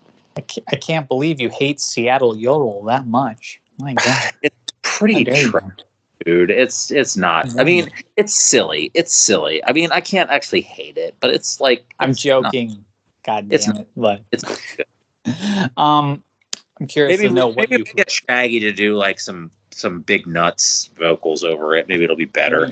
But no. Maybe if they had gotten the singing fish and not the singing pickle that they got for it, maybe that would have been more. Maybe if they got John Fishman to sing over it with his vacuum. As a man who lives in Washington, where Seattle is based, I take great pride in the fact that we get a name track on the Gorillaz album. Amarillo is top 5 Gorillaz song, period. That song is so good. It's honestly, it's one of those things where, with hindsight, it should be looked on with impressiveness that he got that much out of an iPad. The way that the drop on that with the drum and everything is, like, that's honestly maybe more impressive than anything on Bandana, considering he did it 5 years earlier. Mm-hmm. Absolutely. And Bobby, it's a lot more primitive app. Like, even just, I know it's silly to say primitive apps, but it's true. Like, even for what was an iPad it was much more primitive back then. Right. And Bobby and Phoenix is just beautifully emotive and raw and wonderful. And every time they've gotten Bobby Womack to do anything, it sounds amazing. I can't lie. I initially had a hard time with Bobby and Phoenix because for a lot of this album, it's a lot of minimal synth. Don't try to argue with me, RYM genre voters, is minimal synth. As much as because of how much this album is minimal synth. And it's very... By the way, I fucking love this album. I got it at a 4.5 because I fucking love it. It's like I think in terms of ranking, it's like my 4th favorite album of theirs. But I fucking love this thing.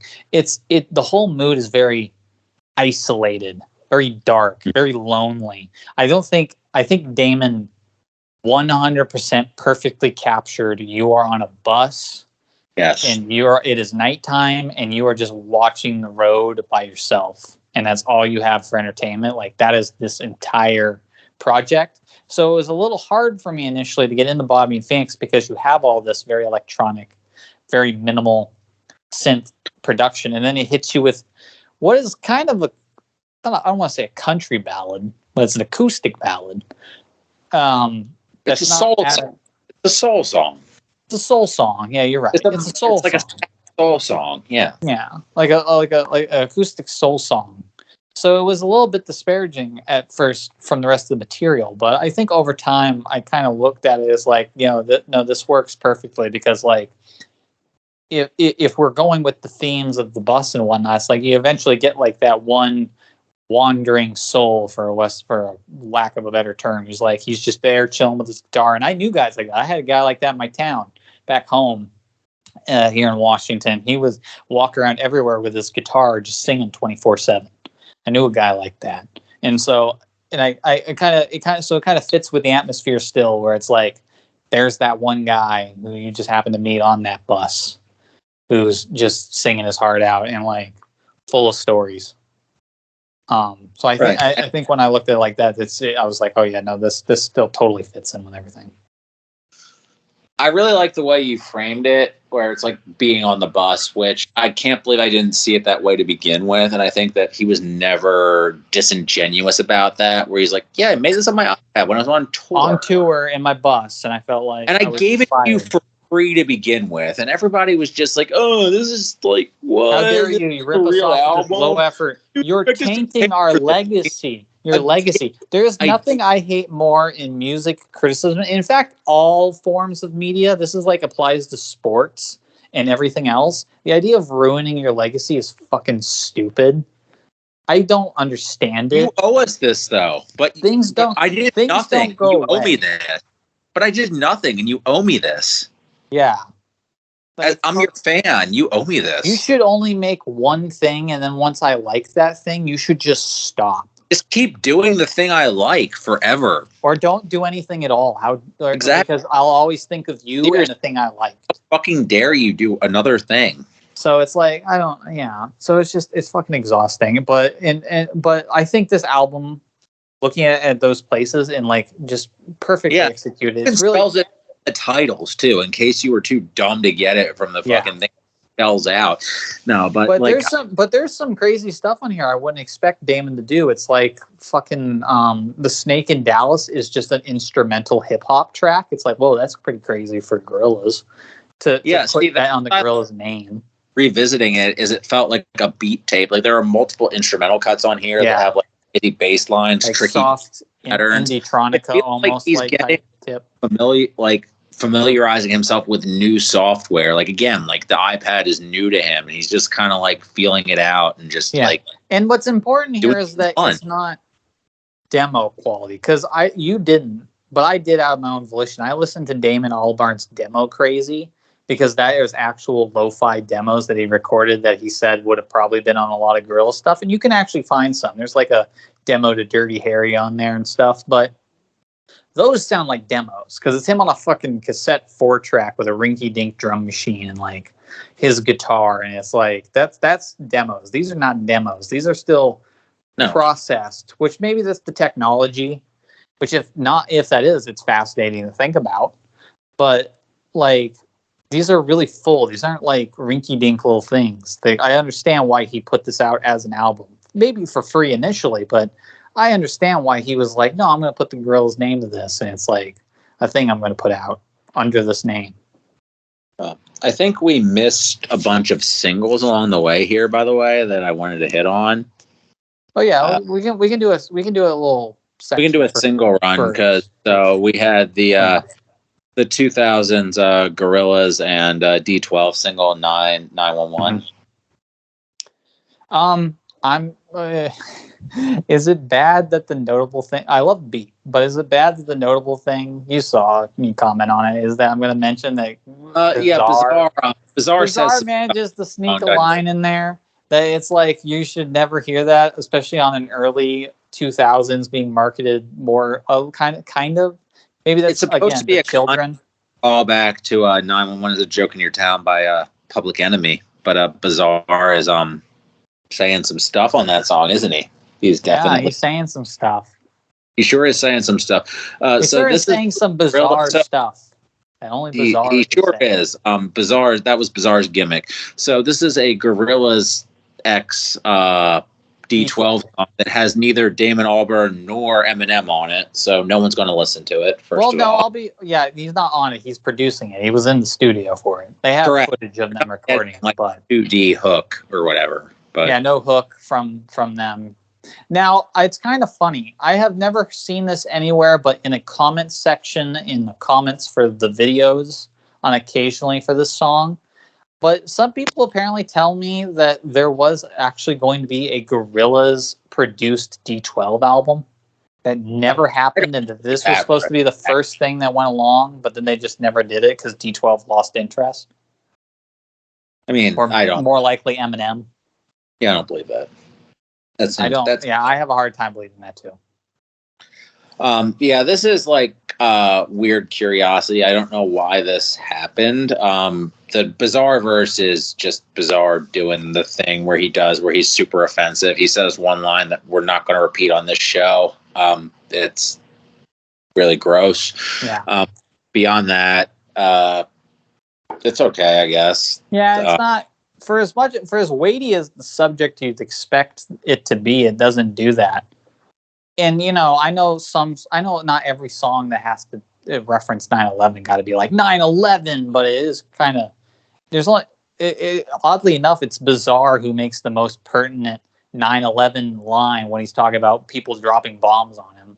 Still is by saying other stuff. Oh yeah, no, he ruins it. But I guess to my point, it's like there's that one post 9/11 song on the W on Wu-Tang where I think it's Raekwon. Can't Go to Sleep. It's like the first track. Oh no, not that one. Yeah. It's either Raekwon or Ghost is talking about how he's like, stand back, Mr. Bush, I got this, and he's like, he's directly talking like one of the. Oh yeah, he's like Raekwon. yeah. He's directly referencing it. I mean, the rest to my point, it's like the rest of the song doesn't really make mention of it, but there is that they start the album off like that. Where you're like, let's acknowledge. I forgot out that. Of the way. 9/11 poisoned everyone's brains forever, just like for a while, where everybody had. I guess what I'm saying is that for what is apparently supposed to be a lofty track called 9/11, it doesn't really tackle it too much. But then again, I think there is something to be said about even in the disparity of 9/11 to be like, hey, don't forget about the police violence that's still going around. Don't lose sight of that. Which was nice because most people did at the time. Most people really did. Most people really lost their shit around that time. It was like, they were just like, you just got to kind of let them cook. Let them cook. Don't say anything. This is war times. We throw out a lot of laws in wartime. You better step carefully. Speaking of I have no transition here. Redman was on a bad remix of 192000 on the Blade 2 soundtrack. Yes, Gorillaz on my mind. Gorillaz on my mind. Redman made a bunch of bad gorilla puns on this. My chest is hairy as fuck. My back as well. My granddad's built like what does he say? A half a whale. Half a whale. There's a line about Mighty Joe Young. I do not remember Redman being this corny at this point in time, but damn, was he corny on this. And it might be one of those things where it's like the references at the time, but it just did not stick well. I don't know. 20 years later. There was did you listen to the Call Out Culture episode about Redman? I did, even though I've never heard anything Redman except for the first Blackout album. I've never really listened to anything mainline Redman, but I did listen to that episode. Fair, I don't know. I thought they were pretty hard on him, but in retrospect, I think they were listening to this. I think they might have been accurate that he did take a hard cornball turn around this time period because this is not not encouraging stuff.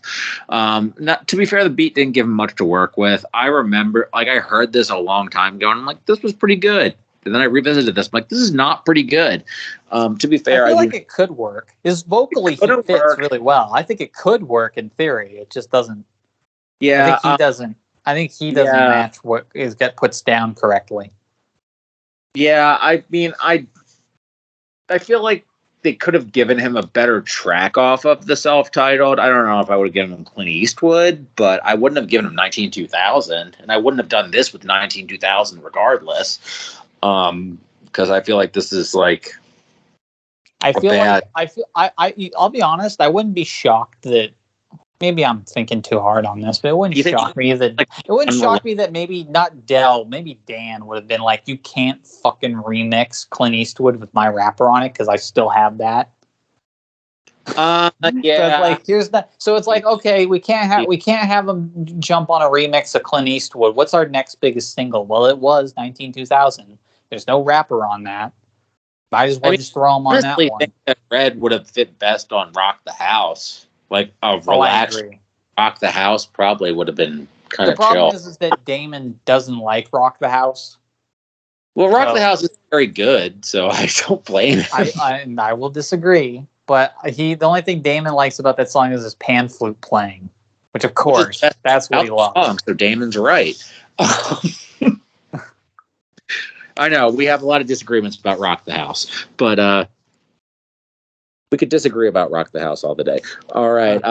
What other singles do we have to talk about? Is the Andre single before we get to here? Oh, no. Oh, wait. Actually, yeah, you're right. I mean, it's way later than those two singles, but you are right. This is the last thing they did after the fall. There was this single, like after the fall, but before, like, when was this single actually? When was this? I'm scrolling through. 2012. Next thing we get to is this single, right? Yeah, so this is probably the last thing they did before they permanently fell out, Damon and Jamie. The last thing they did before they permanently fell out. Weird-ass single they did for a shoe company was Gorillaz. Okay, I wanted to talk about this. The fact that this is a shoe company ad, I feel like people kind of forget that this was Converse being like, they had this series going where they were making promotional tracks, which where it was three artists that you wouldn't expect the collab coming together for a song. And most of these songs went absolutely nowhere, and this is the only one that anyone ever remembers. Well, for good reason, because of course, the only other one that I remember, and this is going to be fucking stupid, but it's because it's so wild. The only other one that I remember, I don't remember who the third band is because it was some man, woman, white people, folk, pop duo. And it was them, Soulja Boy, and Andrew WK. Well, now I'm going to have to look this up, by the way, because that sounds bananas. I don't know. I haven't gone back to it in a long time, but I remember I used to see was there a music video for it? I don't remember. The Zoe Deschanel guy and Soulja Boy, and that sounds fucking hilarious. But like, because it's really hard to even remember who the track is credited to on RYM. But I'm actually typing it into Google because I really want to remember who the fuck was. What the song was called and who the other people were on this. It's called I'm a Goner. There was a music video for it. It was by Matt and Kim featuring Soulja Boy and Andrew WK. That sounds atrocious. Yeah. As a Soulja Boy. Yeah, and because of Soulja Boy. I think it was like a song about, cause I remember specifically two things, which was that it was I'm a Goner. So I think the song was literally about suicide. And I think the Soulja Boy's whole thing is that for his verse, he just keeps referencing things being in black. I think that was the gimmick of his verse. He was talking about his black clothes, his black shoes, how when he died, it went all black. I think that was how that went. To be fair, that's the most I can remember. But that's the only other, to me, notable thing that ever came out of these collabs. And then we get a 12-minute LCD sound system, Gorillaz and Andre 3000 collab with a full Andre 3000 verse. Insane, and a really good one at that. I mean, granted, are there any bad ones? But still, this is pretty up there. And they make a point of saying this was a one-take Andre verse. And, I mean, you can tell it's in a one-take Andre verse, but that's just because this dude just... Andre. It's great. He refines like 5 or 6 verses that he writes down, and then he keeps working on them, and then he because he raps when so you don't rarely, he gets to just bust them out and do them in one go because he's like, I got this down. I've been rewriting this for like years. Perform when you never actually like go and do your verses, you can just keep them in your head forever, and you're a goddamn genius. You can just like do this shit off the top of your. It's fucking awesome. It's a really cool performance. I listened to the full 12-minute one in preparation for this. It's like a really cool thing to hear him. Shit. So good. Yeah. It does leave me really curious to know, like, if they had not broken up, as dumb as the question is, like, if they had not broken up, where Gorillaz would have gone following this single and knowing where Damon probably would have been musically at the headspace wise. I thought you were going to say Outkast, not Gorillaz. Oh no, not Outkast. I mean, they were. Oh yeah, we know where. Like, no one cares where Outkast would have gone because their shit was getting worse. But where Gorillaz would move on? Gorillaz, I don't really know. I don't know, like because it really was like, well, what was the the thing about it was, what was the defining musical voice behind them at this point? I mean, like, what do you mean? Like, just, I mean, it wouldn't always be Damon? Or Damon, like you said, they broke up. Like, what was Jamie? I think, I mean, Damon always has wholesale say over anything that musically happens. Jamie only Jamie really doing with them, like, so what was the change, like? Oh, like what made them break up? Yeah, that's what I guess. That like I said, what made them break up was a factor of a couple things. It was the fact that because the money ran out in Gorillaz, that once again, Jamie didn't really get to tell much of a story with his characters. He only got to do snippets and bits here and there. What also annoyed him was that during the tour of Plastic Beach, and this was apparently a very big sticking point, was that was when Damon started being up front as like a front person.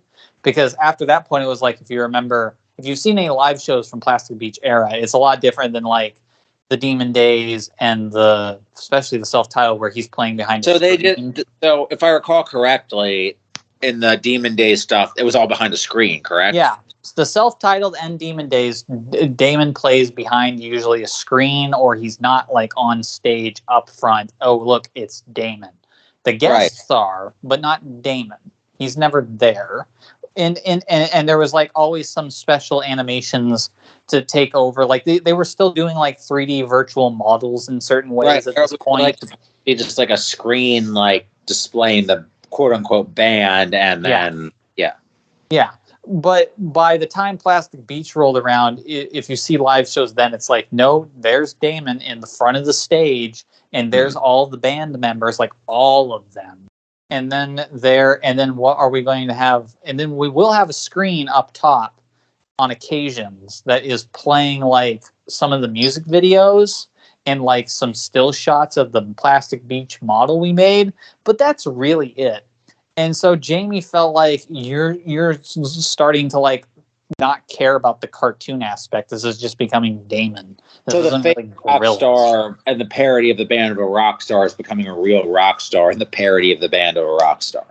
In a way, probably, yeah. I think Jamie just felt like, why am I here if I'm not allowed to? Well, yeah, if you're not allowed to actually do the thing you're paying. I might, like, what am I here to do? What am I doing here? And then so that kind of happened, and and it's funny because the DoYaThing music video is incredibly innovative, because it was like the first time, like there was Cyborg Noodle and that whole story, like she was 3D. It was mixing 2D with 3D, but DoYaThing's music video was the first time they went wholly 3D. I don't mean to roll you back here for a second, but I want to, like, part of the reason I wanted to do this episode was like I wanted you to like follow up on the lore and stuff, but it's like, so what was exactly the story of Gorillaz? Because you're talking about how he wasn't able to tell the story or whatever, but I don't think we ever actually like followed up on the story of the band that he's not allowed to tell. Well, I think it's a lot of things, because there's a lot of ways and a lot of, like I said, it's very stop-start, because there's a lot of things that kept wanting to happen where clearly this is where Jamie's involvement would come in, and then it didn't. So it's like, even by the time post the self-titled album, they were working on a Gorillaz movie. And they never got around to it because it completely always fell through, and they couldn't write a script and Hollywood wouldn't fund it. And so it was like, okay, there goes that out the window. So then Demon Days come around and they try it again, and it all again doesn't work. So Jamie's wasted all this time. So they do they put out like an art book called The Rise of the Ogre, which tells like this funny story. And there was like changes in the characters, like they got more drab and dour because that fit the themes of Demon Days. And like there was like bits on their website. Like the problem is that a lot of Gorillaz story really gets told on their website. That was back then. Like you could visit the Kong studios and learn things about the band members and like get snippet videos and like talking segments. So a lot of that is, you can find videos of it, but a lot of it is lost to time. Which is why they needed to write that fake autobiography, Rise of the Ogre, to like tell it. So it was like Demon Days. There was a story about Murdoch having an insane Charles Manson like fan trying to stalk him. El Manana was, I think, retconned into being about that was Jimmy's grand plan to kill the band, but it only affected Noodle. And then like then the story with Cyborg, Noodle, and Plastic Beach was that Murdoch basically lost all the good faith with the band. They all broke up. And then, like, Murdoch essentially just kidnapped 2D, cloned Noodle, and then was like, yeah, here's my album. And he hosted, like, a radio show. But that's the thing, though, is that they're all very disparate parts. There's a very poignant part in the making of Plastic Beach documentary where Mos Def is looking at all the amazing art and concepts that Jamie is showing him, and he's like, "This is insane. Is this a movie?" And Jamie sighs and goes, "Well, it's not a movie, but we're going to give people enough that they can make the movie in their heads." And as much as I understand what he's trying to say, it does also kind of suck in a way to hear him say that and be like, he wants to tell a story with all this in a regular, cohesive manner, but he can't. So he has to keep doing bits and bits here and bits there and all over the place because he's not given the ability to, either because of outside factors or money factors. Well, it seems like that he was initially on one page with Damon, and now he's not on the same page. And it doesn't help that as much as it always feels like Damon comes up with a concept. What it seems like to me is that the dynamic has always been, it seems like, is that Damon comes up with a concept, and then Jamie has to write around the album that Damon is making. So Jamie, oddly enough, is the one who is playing catch up and has to mold himself around whatever Damon's doing.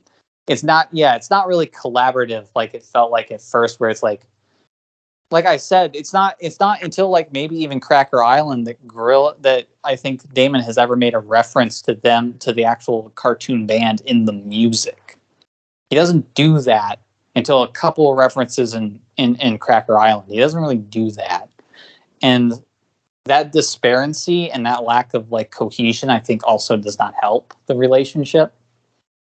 And I think Plastic Beach, with how grand it was supposed to be, is like where they all came tumbling down. Yeah, and I feel like that's a shame, because if you look at the Plastic Beach art, that's so beautiful, and there's so many references to how amazing the Melancholy Hill video is that, like, clearly it is amazing in terms of the animation effort that Jamie and his team put in to what they are given is immaculate. It's just that if you try to form a cohesive narrative to it, it's like it's there, but you have to go to so many different places. With Plastic Beach's story alone, it's not even finished, and you have to know like where it was going through like interviews by the band and the cartoon members themselves, by again Murdoch's old radio show, which is not up anymore. You have to go to archives to find it. You have to like have been on their website looking through the Plastic Beach through the VR game. Like there's so much, like I'm sure at the time, I'm sure it was great. It was fun piecing it all together, but it's like in hindsight, it really shows just how much of a mess it is to try and make it all work. And it sucks because even now, Netflix was supposed to make an animated Gorillaz cartoon and they were really into it. But then again, not going to happen and probably never will at this point. So it just sucks for Jamie. Well, Netflix exists to kill your dreams. Yes, it does. It absolutely does. But, you know, But the dream of Gorillaz lives on because they came back. And they did. And Humanz also came back to kill your dreams. Yeah, to kill fans' dreams, apparently. I don't know. That was a made-up dream session, of what they think this band should be. But this album is very underrated. Yeah, it's way better than I remember. It was way better than I remember too. It's still not great. I will say that it has its issues for sure, but absolutely. I enjoyed it way more than I remembered. I used to think like, oh, only the singles are the good parts, but now I think no, the singles are the best part, but there's still plenty of good here. Yeah, its main problem, it's front loaded for sure. And the first 3 tracks is so stupidly good. It's like you can't live up to that for the rest of the album. Yeah, I think the biggest problem, the first track's the best and the rap tracks are the best, but it still works incredibly well as a whole piece. Mm-hmm. I also have seen the documentary to this, and I want to make this clear to people that Damon was heavily motivated to make this album. In fact, you could make an argument that the reason that he probably brought Gorillaz back was not only because he renewed his relationship with Jamie, but because this is apparently an album he has been wanting to make for years. Apparently, up to this point, Damon had been like, I want to make a dance album so badly. And so he saw this as his chance. He was going to make a dance album. And so he was really motivated with this. And I think he got really excited with all the people he was working with. Granted, he apparently didn't know most of them. He famously said, when picking features for this album, he said, I just asked my daughter who she liked. Oh, so apparently her daughter is a fan of Danny Brown. I really like Atrocity Exhibitions. Apparently she really likes Danny Brown, I guess, and Dram and like Pusha T. I don't know. I really like that guy who raps about cocaine. Yeah. I don't know who that is, honey, but we'll get my album or something. I really like that he got Carly Simon and put her on the bonus tracks. For like the third best song on the album. It was like, yeah, we'll put that on the bonus. See, here's one thing I've also grown out of as an opinion is that I remember distinctly the narrative when this album came out was this, like, he put all the best tracks on the bonus section. What an idiot. And now I'm going back and I'm like, I don't really care about any of these bonus tracks. I don't know. Okay. For me, they don't do much. I don't know if he put all the best on the bonus because there were like 15 issues of this. I think that he put one of the best. Okay, I find it a little annoying that Kilo Kish finally got a fucking feature on an album that wasn't Vince Staples and it was on a bonus. That kind of annoys me. She's very good on that. I think the Carly Simon, not Carly Rae Jepsen feature is on here, and she's. I'm sorry. She is. Yeah. Same track as Callie. Or sorry, Callie Uchis. Yeah. Callie Uchis and Carly Simon feature. That's one of the best songs, and that's way better than a lot of the songs on the final third of this. Even if I'm not hot on them, all of them could have replaced Sex Murder Party. Yeah, that's what I'm saying. Is like, I think Sex Murder Party might actually be the worst Gorillaz song. I think it might be. Punk's worse. I mean, okay, that's you. 192000's also worse. I don't know, man. Sex Murder Party, I can't get into that. Sex Murder Party's really bad, though. Yeah, it's pretty bad. So here's my thing. Okay, so I think that the thing about this album is that Damon had so many good ideas, he didn't know where to put them. I agree. He put all of them in he put all of the best ones in the first part of this album, and then he just threw everything else together. Here's what I think happened after watching the documentaries and watching how into this album he was making it. I think he got so into making this album that he just kind of skipped over some parts. Yes. Because here's my main. I'm gonna say. So here's my main problem. Not with a lot of these songs, as I remember, but it's still prominent enough that it's a problem to me. Is that a lot of these songs, they are missing like a third element. They have a 2-part thing, and then there should be like, usually what the problem is that there should be a build-up, and there is no build-up. And there's no like conclusive finish that feels satisfying. It feels like, here's the dance track, we're out. And it's like, well, wait a minute, where's the coda? Where's the ending part here? Or something, some element is missing. Fair. I would say that for some tracks, I think some tracks are like fully formed Gorillaz tracks that just have the rap part. I think some are just like Gorillaz dance tracks that need a rap part to them. And I think it's a half-cooked Gorillaz album ultimately. Yeah. I think that it's weird. It's like, to me, it's like, you'd have to describe it as rushed, but it's not rushed because of a deadline. It's both overcooked and rushed. Damon got so excited he wanted to put it out. It's both overcooked and rushed at the same time because it has like all the elements and it's not done. Yeah. I think we can say this pretty definitively. Damon, you didn't need to put all these interludes in here. I know they're short, so who cares? But like, oh no, I don't what care is about up with these interludes. I don't care about them. They're so short. They don't really bother me. No, yeah, they don't bother me either, but it is just weird. And I think it goes to what we're saying about it being rushed and overcooked. It's an idea to have all of these, but a lot of them don't really mean much or don't say anything. And it's like, so then why do you even have them? I get like what he wants to do, but it's like you didn't do enough, but you still did it in there. I would say that Cocaine had a lot of I mean, I have nothing to back this up one way or another, but I think Cocaine was involved in this album. Well, there have been rumors. Who's to say? Who's one way to or say another, that suddenly the one main allegedly, legal has nothing. Who knows? Who knows how much of this was recorded in Amsterdam? Who's to say? But I think like some of these tracks, like to my point, it's like She's My Caller, I think is one of the biggest offenders. To my point about it having no build-up. Cali Cheese is great in that, but it's like the song is just one plotting synth line through most of it.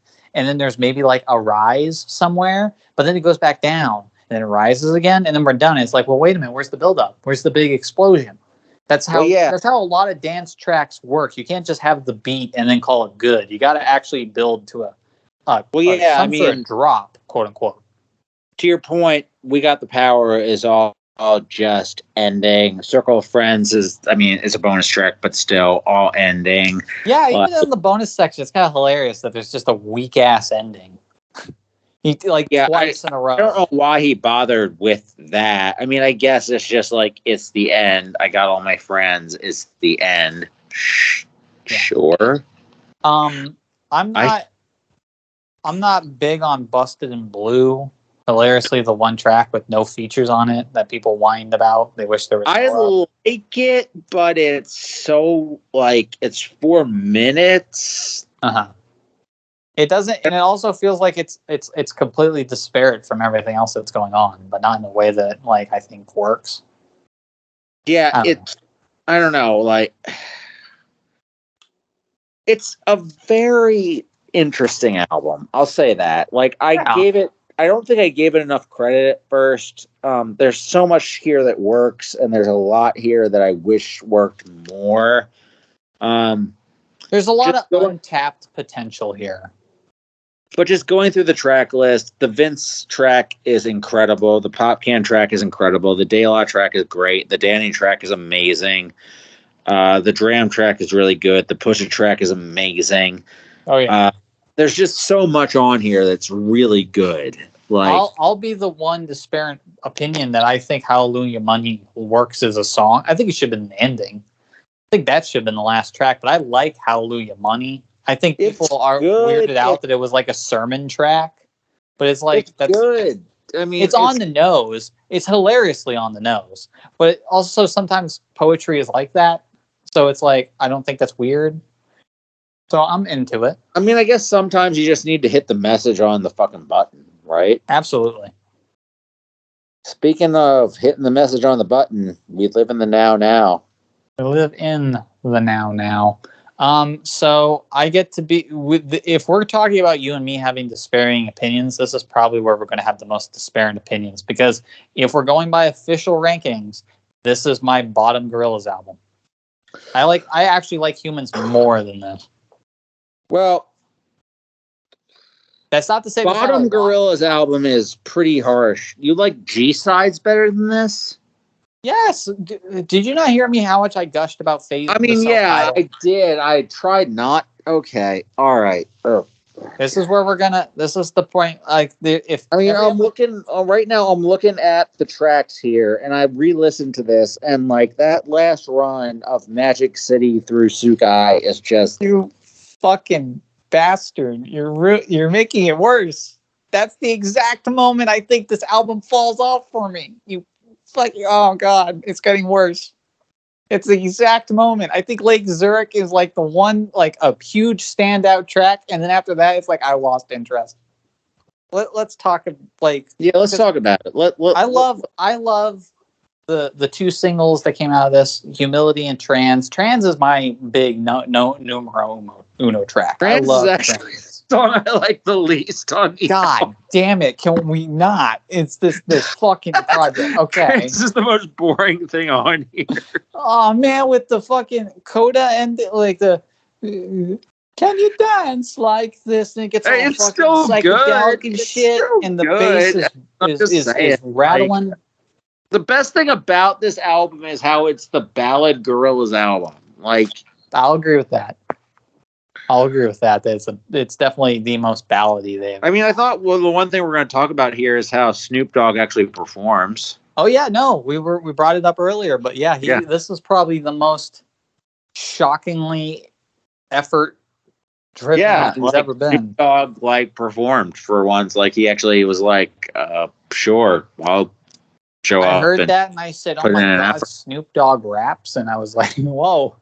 I thought he was just like some guy who occasionally showed up on commercials, but no, he's a rapper. Yeah, I wanted to sell you a Corona. Yeah, man, it's crazy. He only ever put out that one album. Yeah, lasted this long in relevance. Only ever put out that one album. That's crazy. I'm so disappointed in you. I am so disappointed in you. I know it's gonna be hard. It's kind of hard to talk about this because it's after Lake Zurich. I really have nothing to say, but I know you have a lot. I can't believe you don't like Fireflies. Sukai, you don't. Sukai, I'll give credit to.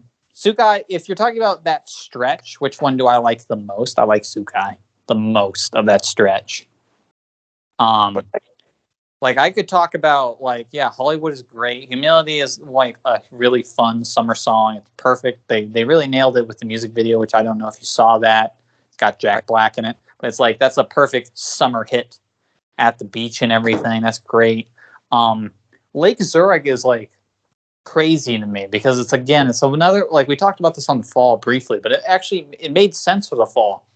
As far as I can remember, this is the only, if you don't think of the fall as a mainline album, which that's your prerogative, if you don't, this is like one of maybe two purely instrumental Gorillaz tracks, and it's really impressive. It's got so much personality for being wholly instrumental. I love that track. Yeah, I mean, that's one of the characteristics about this album that I like, and it shares that with The Fall, is that I feel like it has that driving around quality. Mm-hmm. Which is why I thought you would like this album, and you don't. No, sorry, man. It's not. Let me make clear. I don't dislike this album. I should point that I like this album. It's just that there's a final stretch of it where it's like it's not even I think it's bad. It's not like I'm talking like Sex Murder Party levels where I actually was like, no, I'm really not into this. I think they're fine. It's just that I can't help it that like right after Lake Zurich, my ears and eyes start to glaze over, and then Snoop Dogg picks it up a little bit at the end. Album, the best part. That's like, if you look at my ratings, it's like 4.55, 4.55. I know that this has always been like next to Plastic Beach, obviously. Like this was the one. If we're talking about post Plastic Beach Gorillaz, I know this is the one you really rode for. Like you really rode for, and I don't know. Yeah. It's just I don't know what to say to it. It works great as like it's really interesting and nice to hear as a coda to Humanz. Like I know everybody makes the joke, but it's like this does completely strip everything back. I think what's also interesting is that this was like a mid-tour album. This was banged out within like a stretch of 3 months. Like this was a quick turnaround. They made this on very short notice, but it's a lot of quality. I don't think it dips for that, and I don't think it should be criticized for that because time frame for making something doesn't matter in the quality of music. But still, it's impressive they got this much out that quickly. I am interested to hear your opinion though on one thing that you learn in the documentary for the two albums is that both Damon and Jamie secondarily both heavily considered taking 1% off this album, and I want to know how you feel about that. Since those are like, that's your stretch, and obviously not mine. That they actually thought it almost doesn't fit the album. They had heavily considered taking it off the album. Why? I can't say. The only line we get is that Damon goes, I was unsure because I felt like it almost didn't fit the album. And Jamie's like, that's what I said. I said it almost didn't fit the album. And then they get into like a little spat, but it's adorable. I don't understand that because it feels like tempo-wise and lyrically it seems completely in tune, so I don't understand why. Even for me, I was kind of like, why does that, like, even as someone who's not like the biggest fan of that stretch, I was like, why is this song specifically get singled out as like the one you felt wasn't fitting the album? It doesn't seem like a sore thumb in any way, shape, or form. So I was very curious that scene to me. I don't know why this was apparently such a thing that they were even both in agreement on at one point apparently in time that they were thinking, we should cut 1%. That's why those two dudes were counting. Yeah, I don't know. I really don't know. It's curious. I would think if they were going to cut anything from this album, frankly, it would have been the one with Snoop Dogg. Yeah, I was gonna say Hollywood seems like Hollywood's probably absolutely probably the most standout thing from here in terms of disparity. It's like why wouldn't you cut that one? I don't know. Yeah, this Snoop album I feel like if you took the stuff that the ballads that people agreed upon with this and the rap songs that people agreed upon from Humanz, you would have the Gorillaz album people liked. And maybe the singles people like from Song Machine, you like kind of took the three, like you tried out of those, Triforce those, whatever. You would have a Gorillaz album that people liked for once, maybe. But that might be a way to transition.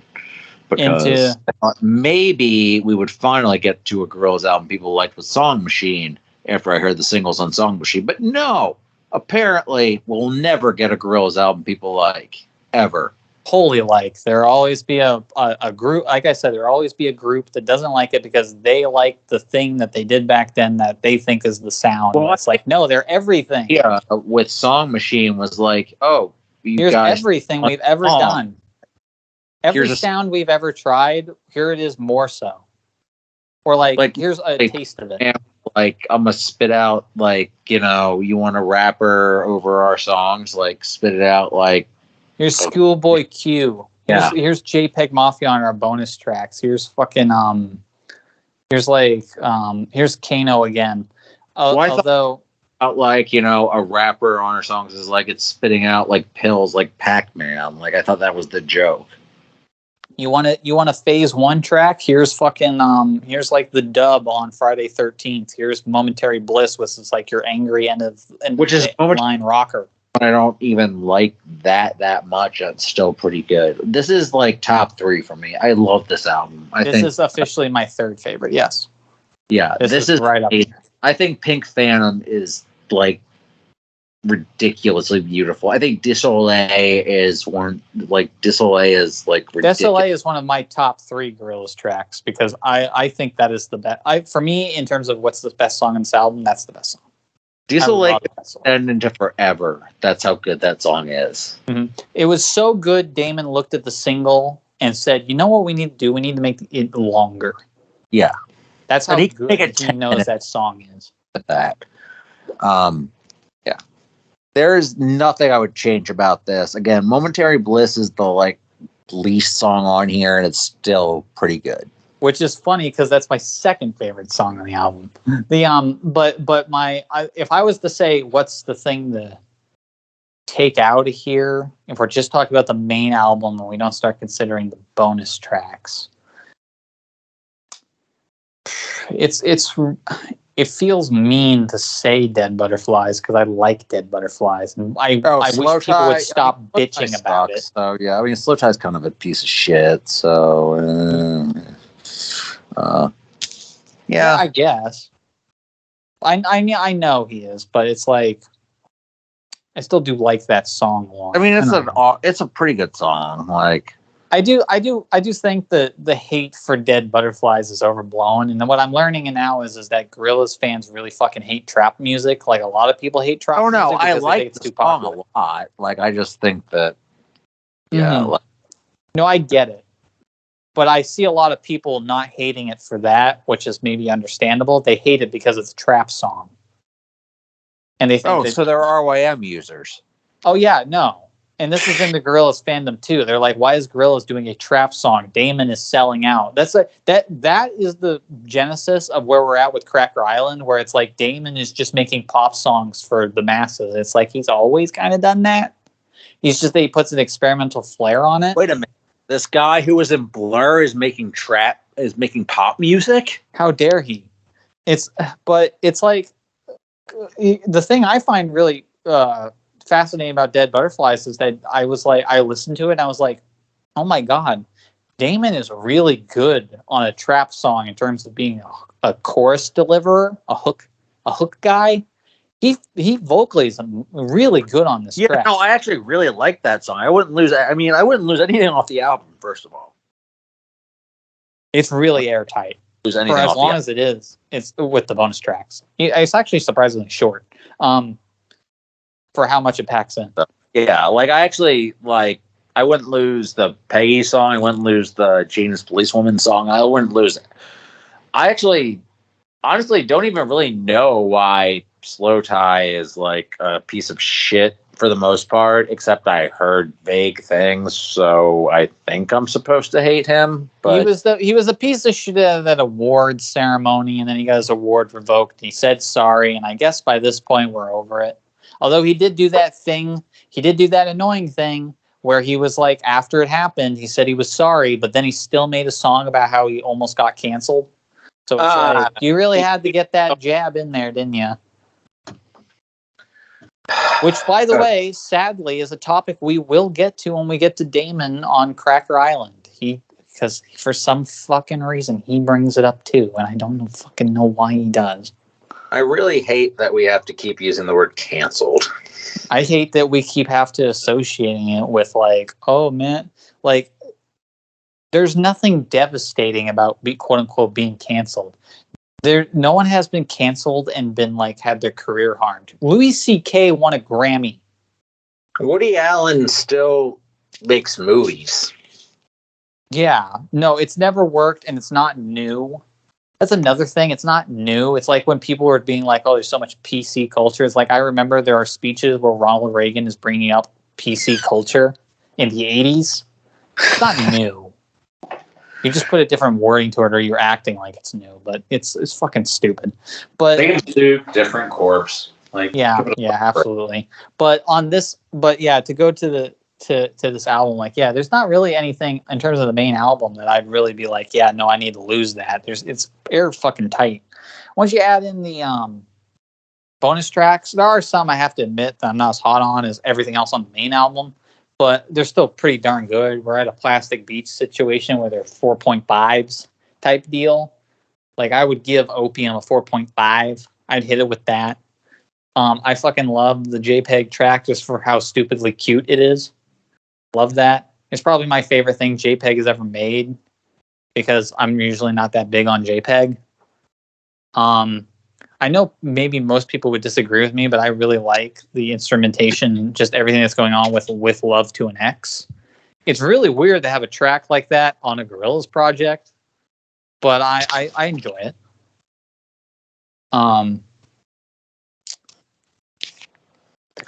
Stuff is pretty good.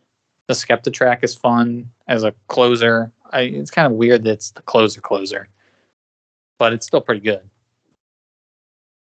Yeah, I think it's nice to have this kind of variety in terms of features. Mm-hmm. I like having Tony Allen on at the end just for the nostalgia purposes, knowing that he's there. Yeah. What do you think about the GoldLink stuff? I don't know how to feel. It's one of those things where it's like, I think I'd probably put it second to last in terms of if I was ranking all these bonus tracks. I think last for me would be the Jane as a policewoman song. See, I like Joan. I kept saying Jane, and I have to re-edit that in my reviews. But it's not. We're working with 4.5s here. I want to preference that. But the point is that like with GoldLink, I feel like it makes me interested to know more about GoldLink because I know that I don't even think it's that he's mediocre. I think from what I'm to understand, his music is just divisive. I'd like to know why. But I think it does a good bit in like highlighting him and being like, okay, I'm interested to see what this guy does. But it is probably on the lower end of everything on this album for me if I was forced to put them in an order. Well, I don't think we talked enough about the main sequence of the album and how like what really good like pop songs are on here and how like it doesn't feel like a mess despite and it transitions well despite how much they're working with. I mean, like it starts off with Robert Smith and it goes to Schoolboy Q and you have Elton John and you go to Octavian and then you have Kano coming back. Like I think that Strange Times is a wonderful opening track. I think that the only thing I think is underwhelming in the main sequence is St. Vincent. And I think that's just because St. Vincent has not been very good for a little bit. I don't think that's on Gorillaz. So I think Aries is amazing. Oh yeah, it's really good. I don't think it's the super single. Like I said, I think Désolé is that. I know a lot of people love it, which then in turn makes the hatred that Cracker Island gets more baffling to me. But that's regardless. Actually, looking at the ratings, Aries at a 4.4 is kind of nuts over Désolé at 4.3. But Strange Times is a really great song. I think Pink Phantom not being over a 4 is nuts. I think Pink Phantom is a really beautiful song. I love that Pink Phantom. It also confirmed to me that Black is only good at hooks. No offense, sorry, buddy, but like I've heard your albums, and it's like, okay, you are amazing as a hook giver, and I never need you more on a track. I'm sorry, because he's amazing on his hook, but I'm so glad that that's all we get of him, because that's really all you need. I don't know how much Black you've heard, but really all you need. I can't really speak to it, so they use him perfectly. I'll assume that you're correct on this. I'm just going to refer to you. Yeah. They use them perfectly is basically where I'm getting at with that. So. Also, a big fan of the Earth Gang usage on this, by the way, because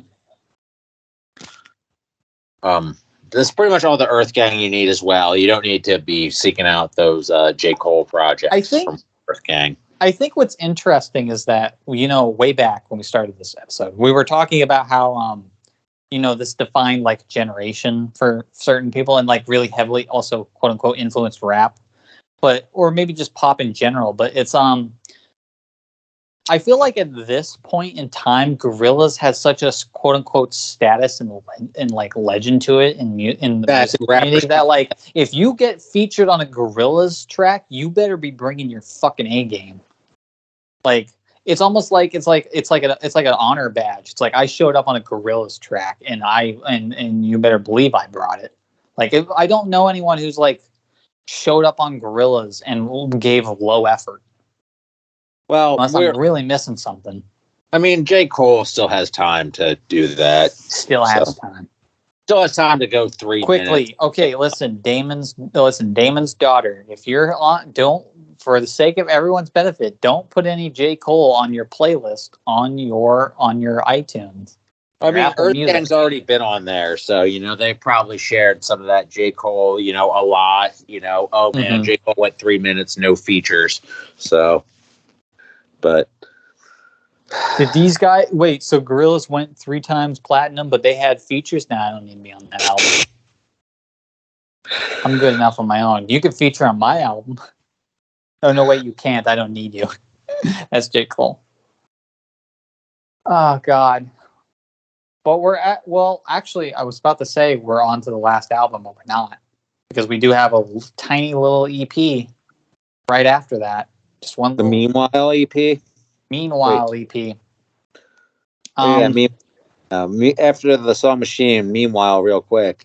Here's some dub for you. Do you remember that? Actually, we really like that. Like out of nowhere, it's like, hey, you remember how we used to just always do dub? What if we just did that again? Yeah, I had Jimmy stuck in my head, but no homo. Real quick, this is really fucking good. This is really nice. Although I will say, I'm gonna break your heart, but it's like I love Jimmy absolutely a lot. To me, that's the highlight. Meanwhile, I'm really disappointed that the song ratings go down on RYM. I thought that it went up as I listened to it. Yeah, no, I can't see song ratings, but I'm also just surprised in general how lowly this EP is rated in general. I mean, first of all, that's disappointing. Yeah, it's under a 3. That sucks. This still goes to my theory that, weirdly enough, when they just do straight dub, for some reason Gorillaz fans hate that. I don't know why. Yeah, they really do. And you don't like Jimmy. Also, that. No, I really like. No, backwards. I really like Jimmy. The song I'm not too hot on is the live Deja Vu. Oh yeah, that's my favorite. I think it kind of sounds like now I have preferenced this in my notes, is that I literally say maybe I need to listen to more pop reggae, because that is the one section of reggae that I have no experience with yet. Listen to a lot of other different types of reggae, not much pop reggae. So my problem is that when I hear this, all I think is like, this is a reggae song I would hear in like a mall. But I could just be completely not have enough experience with the genre. I don't know. I feel like they have a really good handle on what moves the crowd. So the fact that they put a lot, I can't remember any other Gorillaz music that has a live track on it. The only other time I can think of is when they put a live version of Hong Kong at the end of D-Sides. That's it. It's the only other time I can actually think of. Not make it to the end of D-Sides. So I can understand that. No, a lot of people can't, but that's the only other time they put on even just an official record, and that was obviously a B-side. So this is the only time I can think. Yeah, on a main. But yeah, we got thing. Barrington Levy on here, obviously a legend, and a lot of great just vocal performances on here. The Jimmy vocal, really slick. It's good. I think Deja Vu is a really nice, euphoric vocal. I definitely think it can grow on me. But I can understand how it'd be a little too sugary if you're not into that. So I think I just need to give it time, get a bit more experience under my belt, and I think coming back to that track, I will really like it. I think that this being under a 3 on RYM is really unfair. No, that is. How I feel like, yeah, that is really fucking stupid. And I don't understand it's at this point. I really don't understand what fans want. I really don't. I don't understand what this fucking fan base wants on RYM or elsewhere. It's the same. It's the same with Animal Collective. It's like they got too pop, and now they're doing weird shit again. And it's like, no, what the hell is this weird shit? It's When we like, do did the you Animal not Collective listen to episode, it's going to be anything? 7 hours long of us reading the RYM reviews and be like, what the fuck do you people want? The What do you fuck do want you from? What do you people want from me? That's what they should make an animated short with 2D just staring at the screen going, what do you people want from me? Except it would be in like a blasé British voice. What do you people want? What do you people want from me? I can't do it either, but God bless us if we don't try. But God We need to bless make us that if we content. live in Crack Island, which is where we're Cracker Island. It's Cracker Island. Crack-a-lackin'. We live on Cracker Island because we live in America. This album is really is pretty darn good. It's bloody good. I don't understand, but I think it's pretty darn good. It feels like it makes sense. Like, I mean, this whole time, Damon has pretty much been clearly going in a synth pop direction since Humanz, and especially on sections. I mean, you people love fucking Aries. That was the biggest single on this album, so it's like, yeah, let's make more synth pop. I don't love everything on here, but like I don't love Skinny Ape.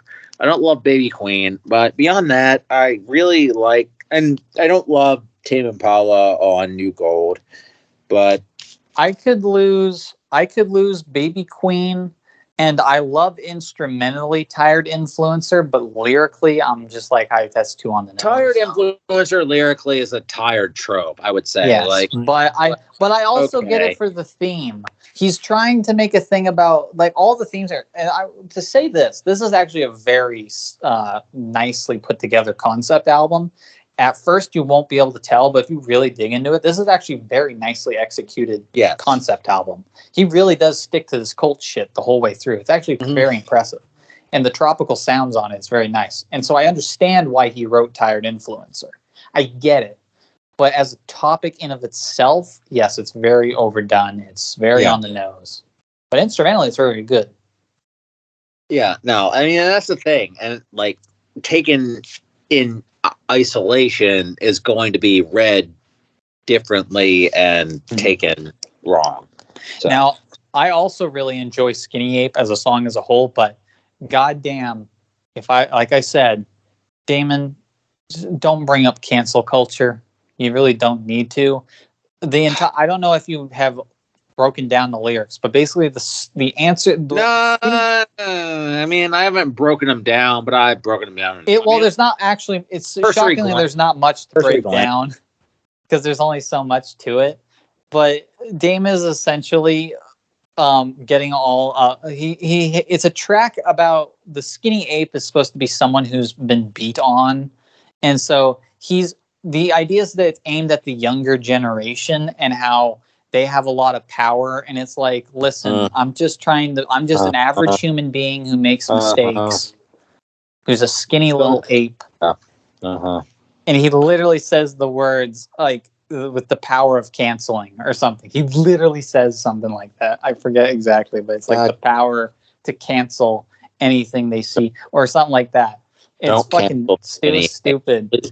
Cancel me, the Skinny Ape. Yeah. It's like, Damon, no. This is that same fucking shit with Kendrick, with Denzel, and a bunch of other people who bring this up. No one is canceling you. Why are you upset by this? No one is, like, quote unquote even trying to. Why are you so fucking scared? There's something no one's doing to you. Yeah, it's almost like, you have skeletons in your closet and you're afraid of people finding out. But it's like, you don't need to vocalize that. And it's like, it's fine. It's none of our business. And if it was our business, then there's probably a good reason it came out. Either you're way too scared for some weird reason or a question mark. This is a good album. No, it's a good album, though. Let's get past that. I will say this is a really good album. Speaking of people who have nothing to be scared about for any reason whatsoever, Beck sounds really good on Possession Island. I used to think Possession Island was my least favorite track on this album. It was the one I wasn't into, but nowadays I'm like, yo, this is a pretty good track. It's pretty darn good. Very emotional. No, I think Beck and Gorillaz sound very good together. I did not think he sounded the best on the last one, but he sounds really, really good with them on this one. I'm unlike you, I'm actually quite a big fan of New Gold. I really love that track, and especially I like the Tame remix Impala hook on it. I like the remix version better. I don't have enough experience with the remix. I heard it once or twice.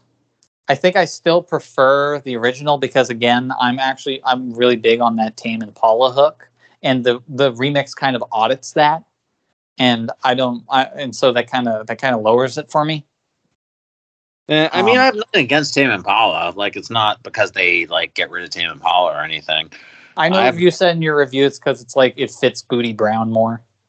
Yeah, I mean, I prefer hearing more Booty Brown, but yeah, I'm down for hearing more Booty Brown. It's just that I like what Tame Impala brings, so kind of having them all admitted is like kind I feel of like there's a lot of like trying to cancel Tame Impala for just being a weirdo, or not a weirdo, for just kind of trying to be cheesy or whatever, or trying to bring forward his cheesy 80s mindset. There's an extent of people who are very vitriolic nowadays to nostalgia because they think they read that one book that was like all culture now post 2000s is nostalgia of influence. There's no progress. And so I think they look at like Tame Impala being a right. There's a healthy balance in like you can have nostalgia and you can have progress. It's almost like you can take old ideas and make them new.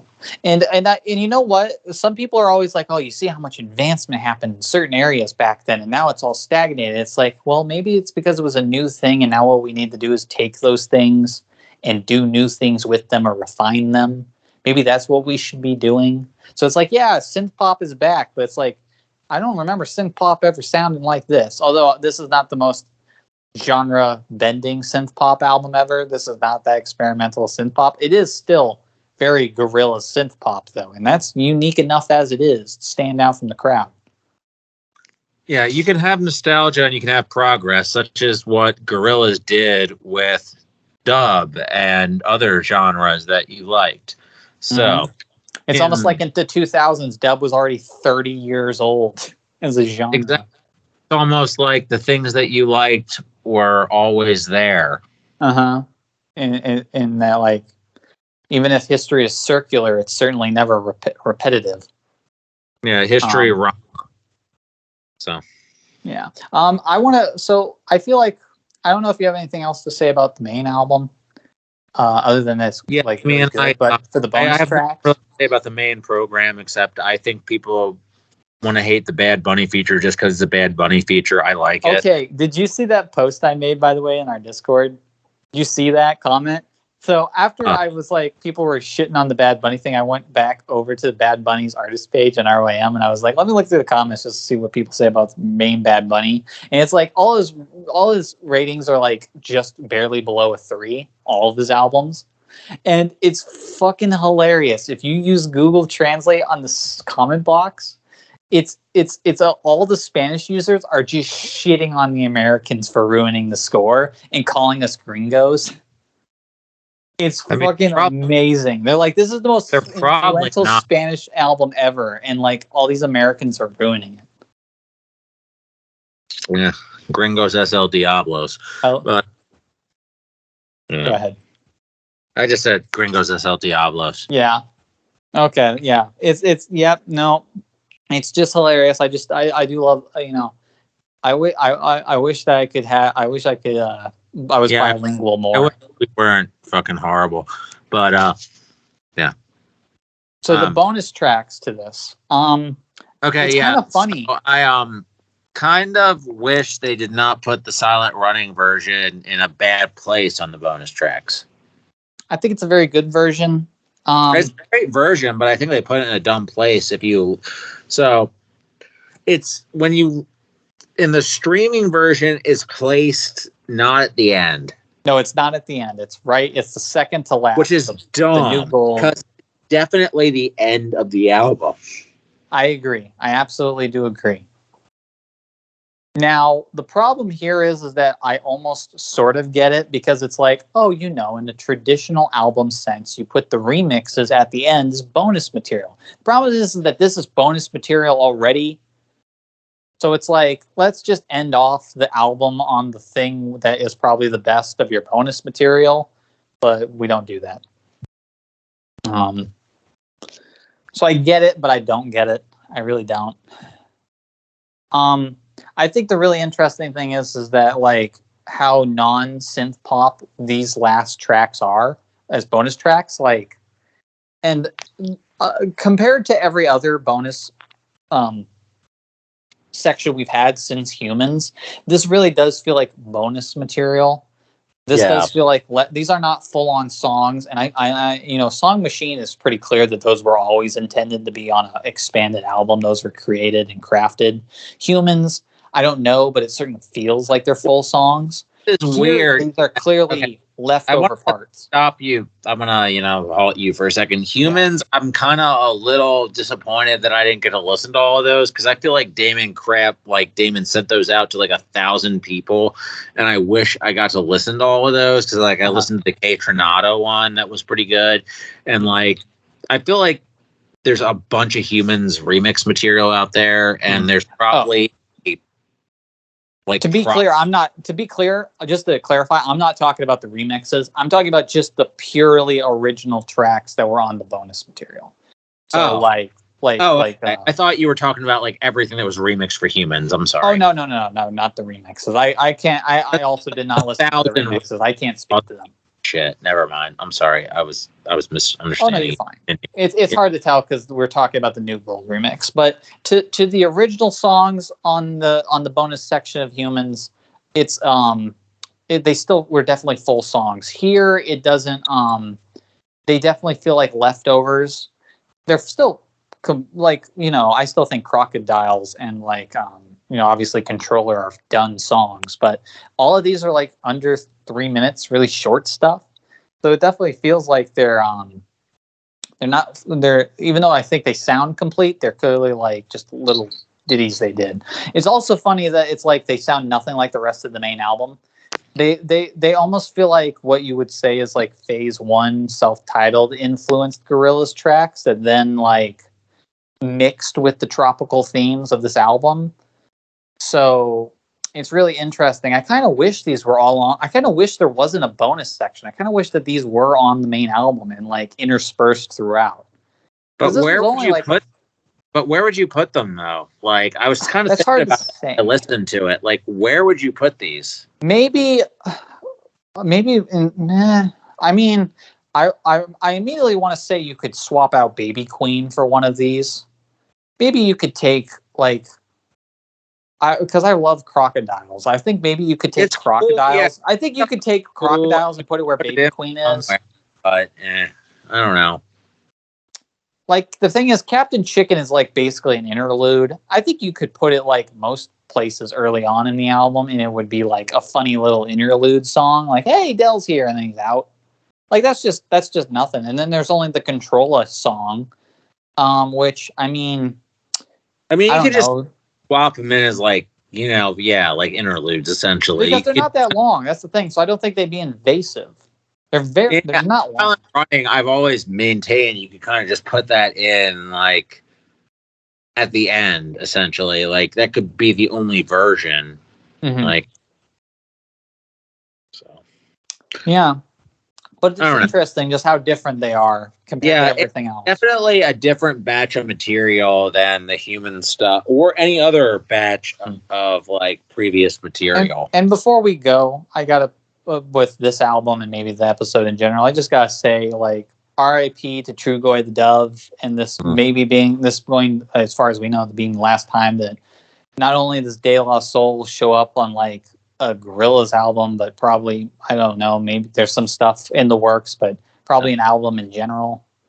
And Dave, I do think that it was a good track that they were on. I think it's actually very adorable. It's kind of in a similar sense to the JPEG Mafia song from the bonus section on Song Machine, and it's really fun. They're having such a good time. It just reminds you like, oh yeah, this is why De La is awesome. Yeah, it had the De La vibe to it. Rest in peace to Trugoy. Rest in peace to Dave. It was nice to hear from for sure. From them on a Gorillaz song one more time because they weren't on. They haven't because I guess they were on Humanz, but then we got but two albums obviously they without don't play from one now. So Mm-hmm. all right. So just I guess I mean I know where you stand, but Place to Land the Plane, best album, best song. Where would you go? Okay, well, you do know where I'm going to go with this. Best album is self-titled. Right. Best to me. Best song. Best song. Now you're really playing with fire. Yeah, I got to give you something to, that's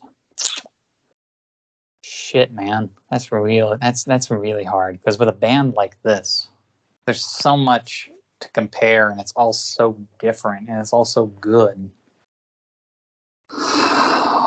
What do I feel like I listen to the most?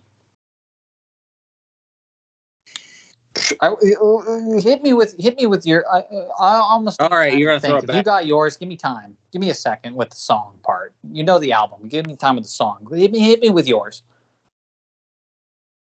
Might help me out with my. Fair enough. But I need a second. My best song. So what's your? So what do you got? So I best song. You got my best song. Beats. You know what? My best song on Melancholy Hill. Okay, and in turn your favorite album. With Time or Stylo. Okay, yeah, we gotta preference it because on the same album because I think that was the defining statement. Mm-hmm. You're really fucking playing with me here, man. There's so much good stuff, and I've grown up with so much of this that it's just all encompassing for me. Or Tomorrow Comes Today. That's a good one too. A very good one. I would say, you know what? I'm gonna dispel your own question. I'm gonna just pick top three. I can't say a top one, but I'll say three. I'll say Désolé from Song Machine. I'll say Désolé from Song Machine. I'd say fucking because there's so much good shit on Plastic Beach too. I'd say Rhinestone Eyes from Plastic Beach, and then probably from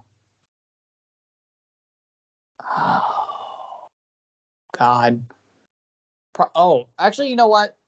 Fucking throw all that out the window. I'm stupid. You know what the best Gorillaz track is? I can't help it. I'm going to be that guy. I'm going to say November Has Come.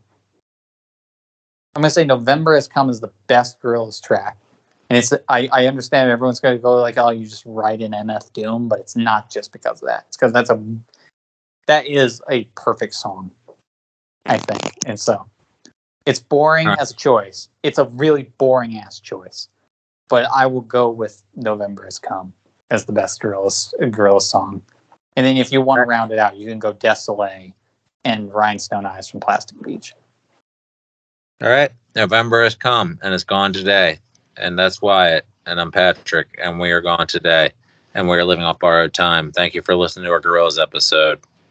Peace out. You enjoyed it. And our outro is Stagnated Pace from Can Kick. Peace. It ain't gonna never stop. It ain't gonna never stop. It ain't gonna never stop. It ain't gonna never stop. It ain't gonna never stop. It ain't gonna never stop. It ain't gonna never stop.